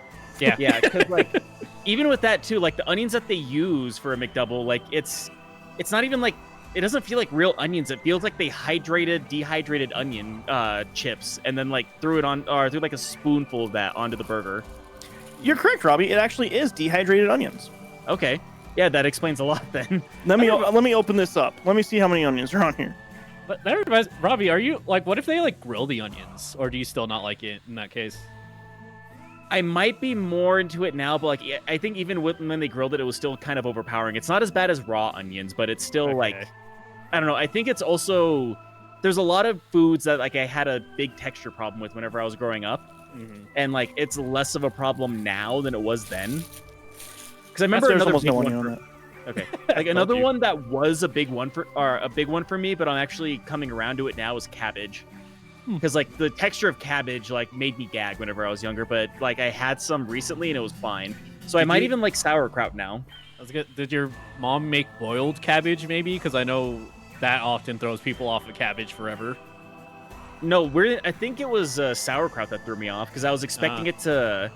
I was expecting a certain kind of texture, but like having because I think it was actually on either a hot dog or a burger, and I was expecting like burger texture, but then it got slimy and crunchy, and my body was just like, I don't like that.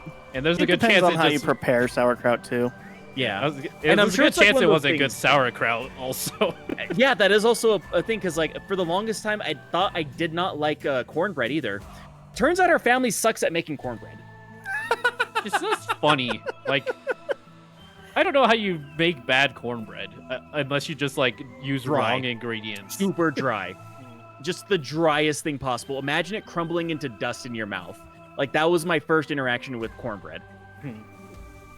That'd be an unpleasant cornbread. Yeah, it was unpleasant, but like the first time that I had cornbread and it was moist and it was sweet and it was delicious, like I was like, oh, cornbread is actually good whenever it's made right. Yeah. I guess another thing too is like the school that I went to, like I think that was actually my first interaction with cornbread, which everything from that school was terrible. Oh yeah, school food's not good. They don't get school enough food's money. Prison food. Yeah, that's the thing. They don't get enough money to make it. Now imagine the budget they have for a school where they have 50 students. They don't make better food. They just give them less budget for the food. Yep. Also, saying for the burger thing, just give the parts you don't like to someone else in the room. We're gonna order a single burger at all these places. Yeah. So, like, I don't like. We cut a burger into a third, and we could like try to take off the parts we don't like, but we'll just have to. How see well how it'll work, who can say? Because that's what I was thinking. Like, I was just thinking, like, a lot of the places, that's most of their burger would have to be removed. Yeah, ingredients are most of the burger for most burger places. Yeah, and like somewhere like where they use like a special sauce, that's gonna be a nightmare to try to like take off certain elements because you're gonna take off a bunch of the sauce. Yeah, I feel like if there was like a special sauce kind of burger, like you gotta eat it at face value no matter what that sauce is, because like that's the idea of it, is that sauce. Yeah, it's just hard because it's like I don't want to make Robbie puke from eating a raw onion. I do. It's your house. Yeah, it is your house, but Dry does like watching me suffer, so there is that too. It's one of the small joys in life. Anyways, I hate to say it, I think it's just I take it better than most other people. So for him, it's just funny. Yeah. Anyways, we've talked enough about streams that probably won't happen anytime soon, if ever. So, Fair. hey, look, it's my backwards thing. Thank you all for watching, chatting, everything. We'll catch you guys later. Bye. Bye.